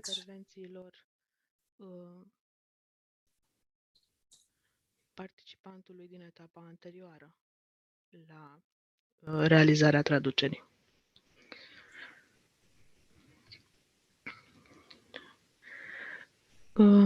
Aș dori să vă mulțumesc și să vă I would like to thank you now and ask you, together with Elena Seifert, whether you have any questions. If Mrs. Seifert does not have anything to add, because I understood in the beginning of your presentation that you would add something before we move on to Q&A. No, let's go to questions. I think the first question is for Veronica. Just a sec.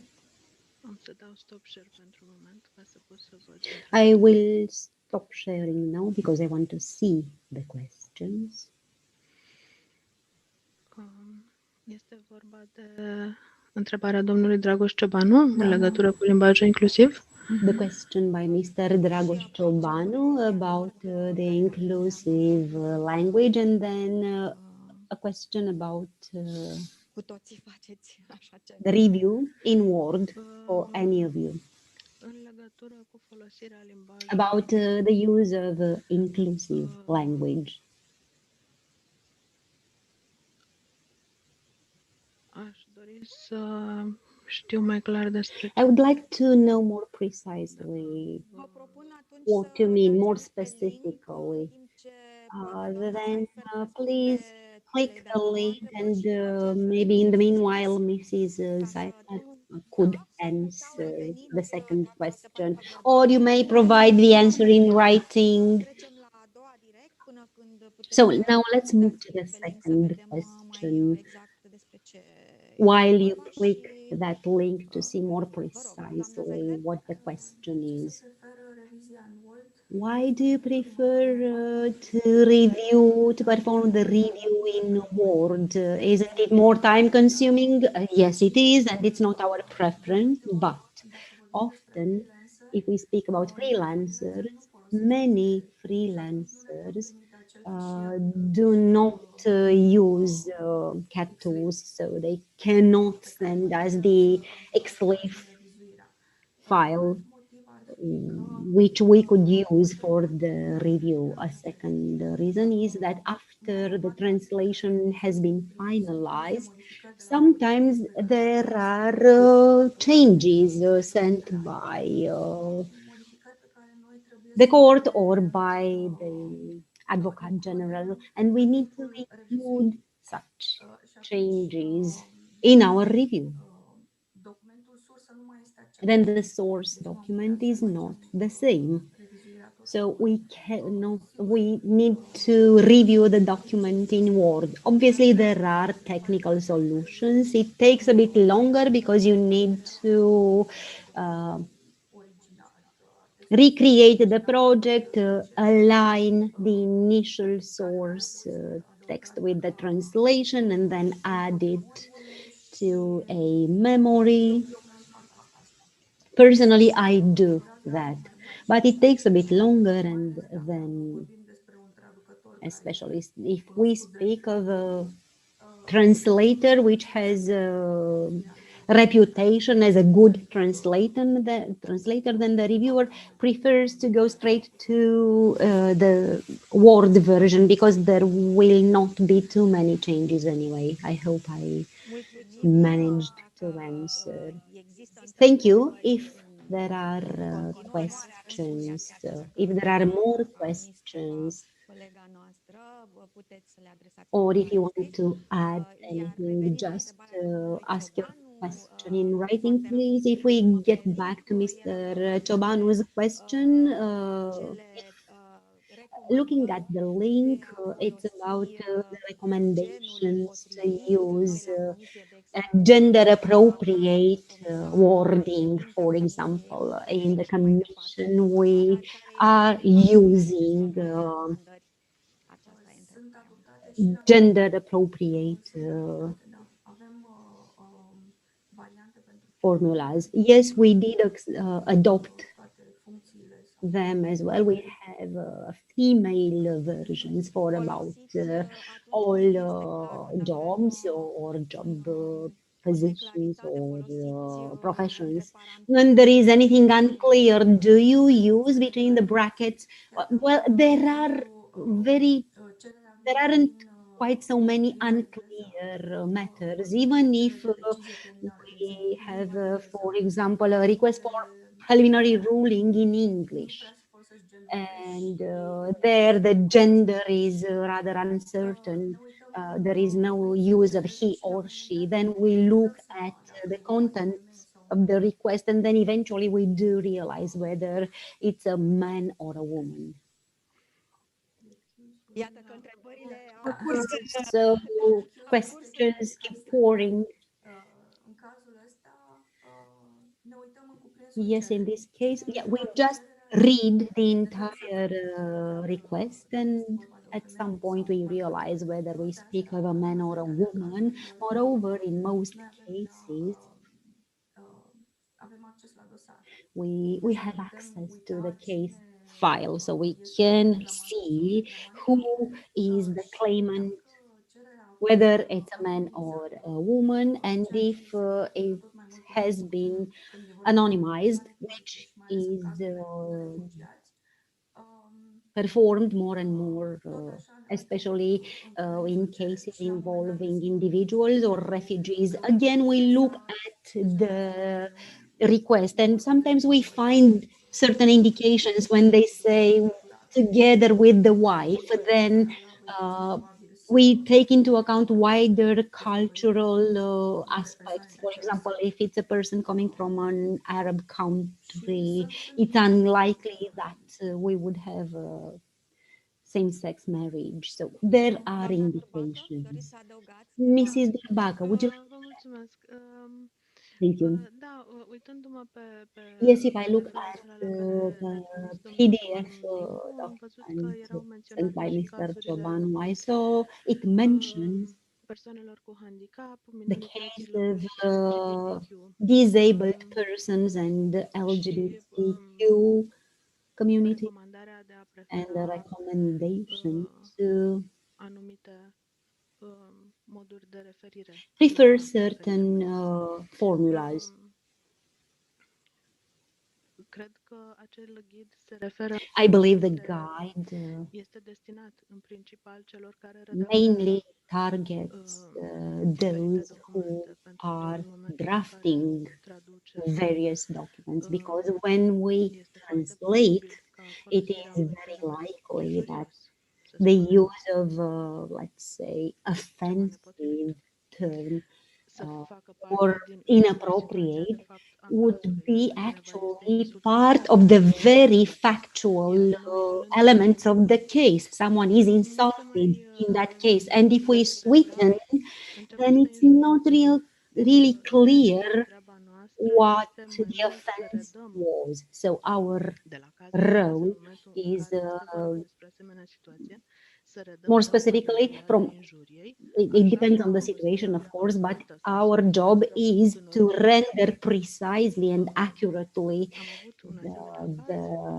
de severity of the language in the original. I recently had such a case, a member of the European Parliament who addressed her assistants using an extremely vulgar language, and we had to translate using the same degree of vulgarity into Romanian, because otherwise the very meaning of the case would have been lost.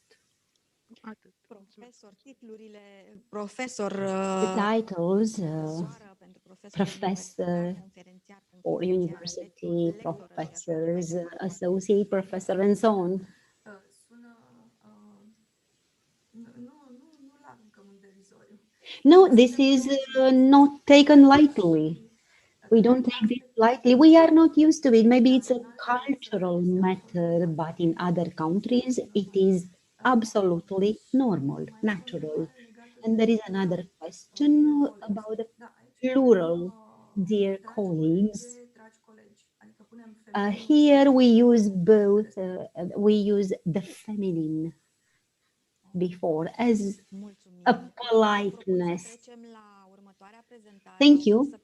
My proposal is that we move to the next presentation and answer and provide a written answer to any other possible questions in the Q&A. Now, the agenda mentioned the break. Actually, it was supposed to happen before the break, but our proposal, since we are very much delayed, is that we give up the break. Whoever, each and every one of us may leave for a second if necessary. We have the event recorded available on the YouTube. Our partner Afit displayed the link to the YouTube broadcast. So the event is recorded. You may see the presentations whenever you want, if you want to see them again. So my proposal is to move straight to the last presentation on our agenda. Continuing professional development of legal text translators, and development of training strategies. This is a topic I have not heard being debated in the public space. I'm looking forward to Mrs.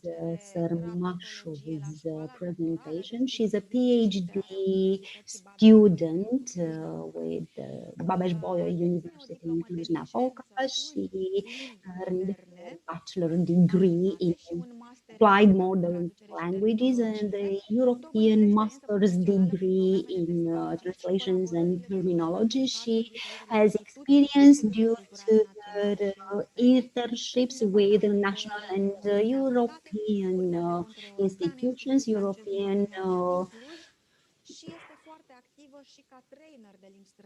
court of auditors and so on. In April last year, she published her first book, a French grammar book with practical exercises for university admission. And in February 2020, she published a second practical grammar book in English, again, exercises and tests. Please, you have the floor, Mrs. Sărmașu. We can already see the presentation. For the invitation to speak in front of you today. I really appreciate this great opportunity to share with you my doctoral research and some of the expected findings. Through today's presentation, I intend to outline the continuous professional development for legal translators through effective lifelong learning strategies. It is generally acknowledged that legal translation is inspired by and also inspires other types of translation, as it strives to overcome textual and extra-textual challenges by relying on the translator's commitment to engage in continuous professional development. In this context, Mona Baker emphasizes that, like doctors and engineers, translators have to prove to themselves as well as others that they are in control of what they do, that they do not just translate well because they have a flair for translation, but rather because, like other professionals, they have made a conscious effort to understand various aspects of their work. From this point of view, today's presentation focuses on the mechanisms of designing effective strategies which underpin the conscious effort through thought and learn activities as part of ongoing career development in the field of legal translation. I will discuss this transfer from theory, legal, linguistic, and terminological distinctiveness to practice an interdisciplinary approach, the co-working between academics and professionals in order to achieve the approach needed to promote quality outputs. Legal translation requires a transfer of knowledge and competencies from theories, so ideas, to think, to practice, a plan, and from practice to theory. Translators should be not only the possessors of specific legal and linguistic knowledge, but also the possessors of pragmatic and cultural knowledge, so the possessors of strategies. The legal translator should be in a continuous professional development in order to achieve more and more theoretical and practical experience in the legal translation field, so he or she needs to know how to manage this theoretical and practical experience. And in this particular context of the continuous professional development, the question that arises is how to achieve more and more theoretical and practical experience in the legal translation. The answer directly from the translators, novices with a minimal experience, and here I can include also master students in translation studies or PhD students in translation studies, or with large experience in the field of translation, the general field, or the legal field. And this answer is based on a questionnaire addressed to a number of 40 respondents, where the main question was, what types of CPD do you prefer? And as we can see, 26% prefers conferences or workshops organized by other professional bodies, 19% webinars or e-learning tutorials, 50% reading specialist publications, learned journals, and other literature in the specialist subjects, 14% listening to radio, podcasts, watching TV or films in the source language, 9% in-house training for translator, 6% preparing and delivering lectures, presentations, seminars, or workshops, or they prefer mentoring, 3% visit to specialist library, technical installation or crime premises, and 2% writing articles or website reviews. From these answers, we can launch the hypothesis that the strategies we will need for our continuous professional development are based on both theoretical and practical strategies, and that what we need is a balance between what is transferred from theory to practice, what I mentioned, or what I called before, the co-working between academic and professional. What theoretical strategies should be applied, and are still these strategies applicable nowadays? Many translators, researchers, scholars have the tendency to use the term of strategy as well as technique, procedure, mechanism, method, invariably. But we will see together that there is established a limitation in the usage of these terms. And according to our particular context, the continuous professional development, I will place strategy under a decision taken by a translator in the pre-translation phase before engaging in the translation phase. And in this context, I will talk about two main translation strategies, two main theoretical translation strategies: the source text-oriented strategy and the target text-oriented strategies that are known in the current terminology as foreignization and domestication. And I will talk about techniques, procedures, and methods as the operational part, the applicable part, the applicability of these translation strategies. From the academic perspective, the scholars Vinay and Doublenet, they mentioned these two main translation strategies, the direct one and also the oblique one, and they specify that a direct translation supposes a word-by-word quotation of the original message in the target language, and where the translator has the opportunity to accurately reproduce the linguistic elements from the source language.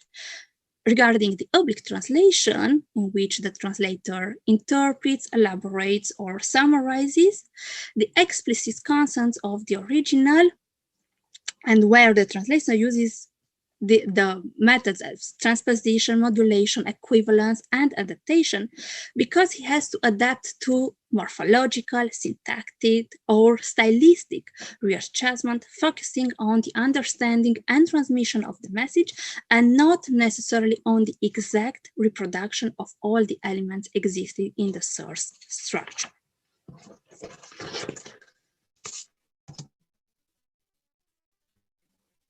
Another scholar, Naida, prefers the applicable part of these translation strategies, and he mentions two types of procedures that the translator can use: a technical procedure and an organizational one. And if we talk about technical procedures, we can mention analyzing source and target language, analyzing source text, or analyzing semantic and syntactic elements. Regarding the organizational procedures, we talk about the constantly reevaluation of our work, consulting parallel text, and checking the text communicative effectiveness. The third scholar that I would like to mention is Newmark, that refers to the difference between translation methods and translation procedures. And the difference is that translation methods relate to whole text, while translation procedures to the sentences or smaller units of language. And as methods of translation, we can find here word-for-word translation, so preserving source language word order and translating the words singly. Semantic translation, emphasizing the aesthetic value of the source text. Adaptation. Idiomatic translation, reproducing the message of the source text by preferring idioms. And communicative translation, rendering the precise contextual meaning of the source text in such a way that both content and language are acceptable and comprehensible to the audience. Regarding the procedures, we can mention the cultural equivalent, replacing a cultural word in the source language target one, the descriptive equivalent, synonymy, modulation, reproducing the message of the original text in conformity with the norms of the target language, compensation, paraphrase, or notes, additional information, or information about additional procedures for legal text, for example.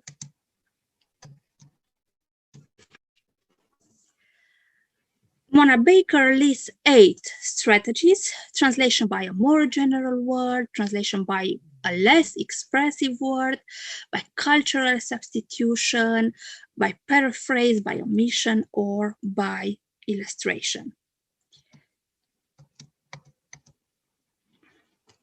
Chesterman brings to our attention 3 types of theoretical strategies: syntactic, pragmatic, and semantic strategies. Syntactic strategies, the change of the grammatical structures of the target text in relation to the source text, as the operational part, we talk about literal translation, so we need to respect the source text form, transposition regarding the word class changes, sentence structure change, or cohesion change, and at the intertextual cohesion level.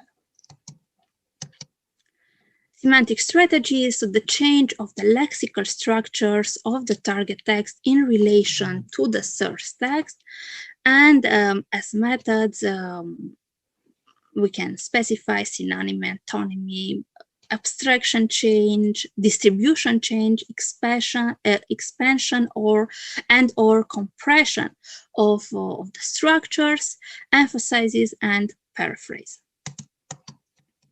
Regarding the last type of strategies, pragmatic strategies, as methods are mentioned: the cultural filtering, information change, the speech of act, coherence change, or trans-editing method.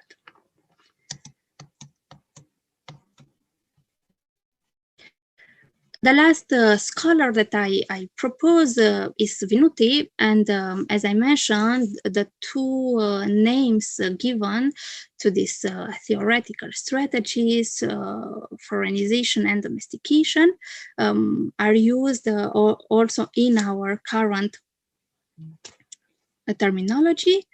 And when we talk about literal or direct translation, we prefer a close adherence to the source text structure and syntax. And when we talk about free or target text-oriented translation, we entail translating in a transparent, fluent, invisible style in order to minimize the foreignness of the target text. And it is appropriate now to repeat the question addressed at the beginning of this theoretical presentation of the translation strategies. Are still these strategies applicable nowadays? Yes, they are, but we are using them in a fully or a partially assumption according to the specificity of our work, or according to the requirements and expectation of our continuous professional development. And to demonstrate what I have already affirmed, I will present in what follows a practical strategy based on these theoretical strategies, but also on an interdisciplinary approach, a virtual legal translation workshop. The very beginning of the year, in collaboration with the Applied Modern Languages Department in Cluj-Napoca, as part of my key study, I organized a legal translation workshop via Zoom. The topic of the workshop was the investigation and validation of the translatability of legal text from Romanian into English. And during this event, which reunited 40 participants, we explored the challenges encountered by bachelor, master, and doctoral students, but also by the translators, specialist, legal authorized, in translating legal texts relating to civil law, more specifically family law, as a direct result of investigating specific problems and strategies. And in the definition given above, a strategy in this context of continuous professional development can represent a decision taken by a translator before the translation phase. Therefore, a first question through a live poll was about strategies expressed via decisions, more exactly what elements influence the pre-translation phase, namely the acceptance or refusal of a translation project. The answer was the deadline, the client's indications or instructions, text types, translation strategies to be adopted for solving translation problems, price, and also client's attitude. So the acceptance or the refusal implies a decision. So a strategy before the translation process. A second question concerned the indication that a translator expects from a potential client in order to be able to make the transition from the pre-translation phase to the translation phase, so the ability to be engaged in this process. And the answers was the target language, the translation purpose, the specific terminology, the deadline, but also the price. And if we take a closer look at answers like target language, target culture, text format, specific terminology, we will be able to see a replication of the theoretical strategies, direct to oblique, translation literal to free, word for word to message for message translation.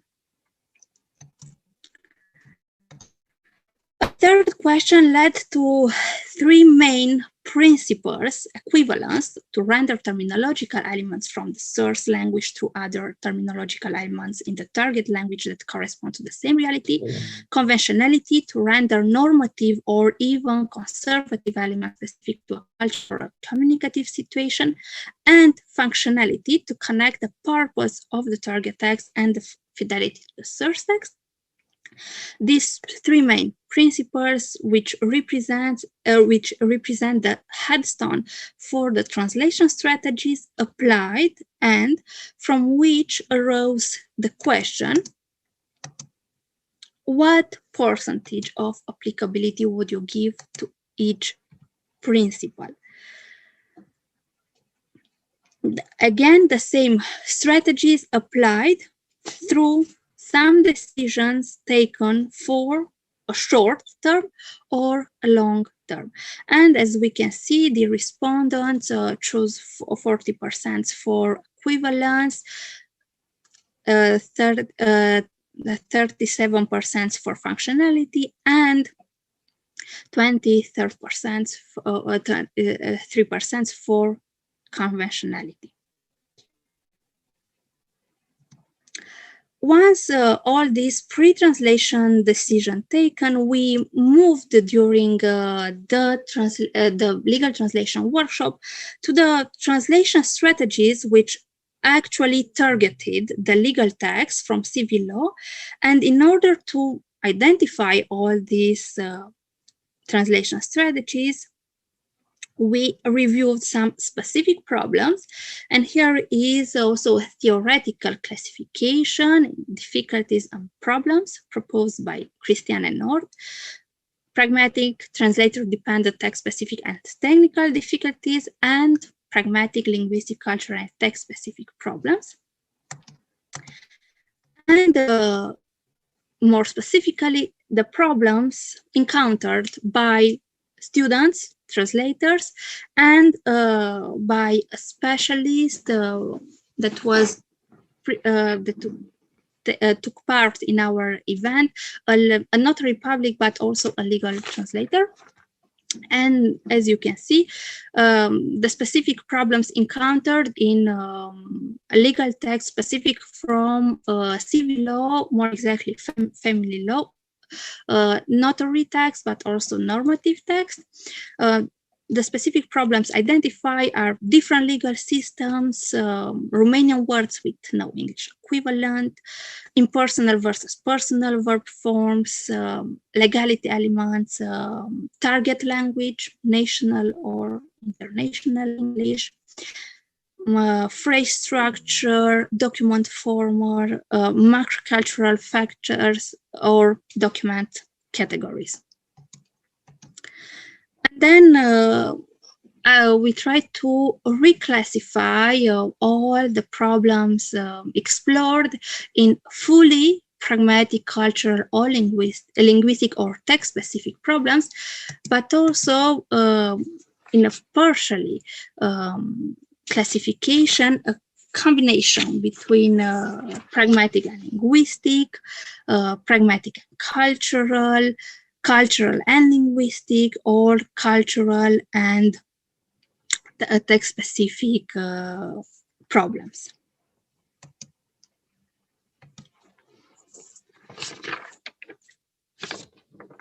At the end of the discussion regarding the specific problems, we listed some specific strategies: consulting a specialist, consulting a parallel corpus, consulting bilingual and monolingual dictionaries or sources, third language support, and here we talk about the French option, consulting official sources, extra revision, namely for the novices, and consulting specialists. Returning to the same question, are these strategies applicable nowadays? The answer is definitely yes, because we can see that we can find also technical or organizational procedure proposed by NIDA, but also the literal or the direct translation and the free translation regarding some strategies that are applied during a translation or are developed during a translation process. The last question addressed was about competencies. using and developing a competence or more competencies, does it represent a strategy, a translation, and a post-translation decision? And the competencies chosen by the respondents that they are using during a translation process are the research competence, thematic competence, transcultural competence, technical competence, social linguistic competence, and communicative competence. As a conclusion, after this journey started with theoretical translation strategies and finished with the practical ones, continuous professional development supposes short-term and long-term strategies. As we can see, attending conferences, webinars, workshops, reading books and articles, exchanging ideas, detecting the most pressing needs, improving skill, being kept updated to the market requirements, and enhancing the field of expertise. All these can be placed under a generally name of effective lifelong learning strategies. Thank you.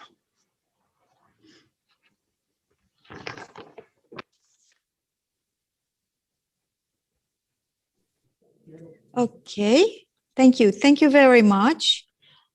Is there anybody who would like to ask questions? Avem întrebări cu privire la aceste strategii de dezvoltare? Are there any questions on the continuing development strategies? Apparently, there are no questions yet.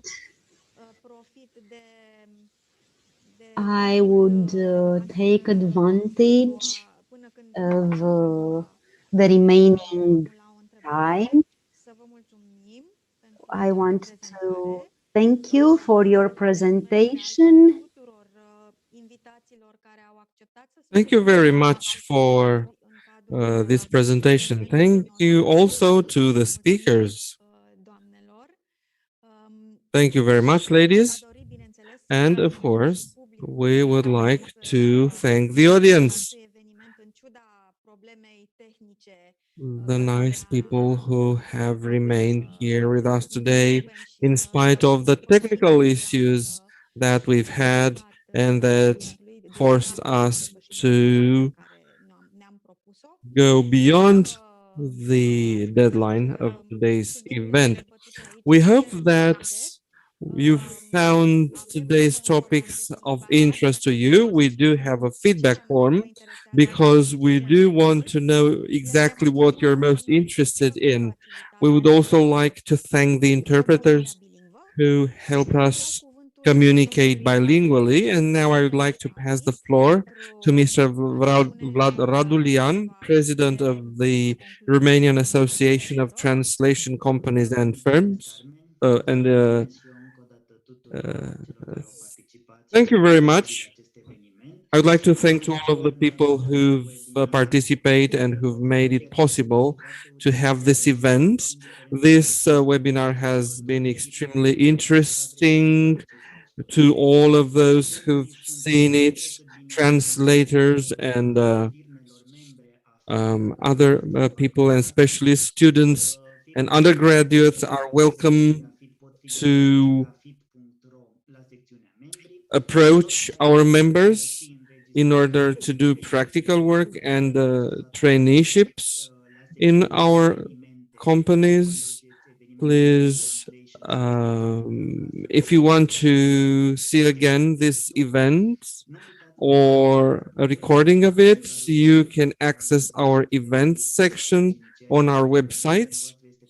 Your opinion is very much important to us, and you can give your feedback here in the chat room. We would like to continue organizing this event if the situation lets us to. We would also like to organize some separate workshops. on very specific topics. If there are no further questions, maybe comments from the speakers, would you like to give some closing remarks? Unless you don't, then we would wish you the best of luck, and we are waiting for your feedback to see what the topics of the next events should be. Thank you.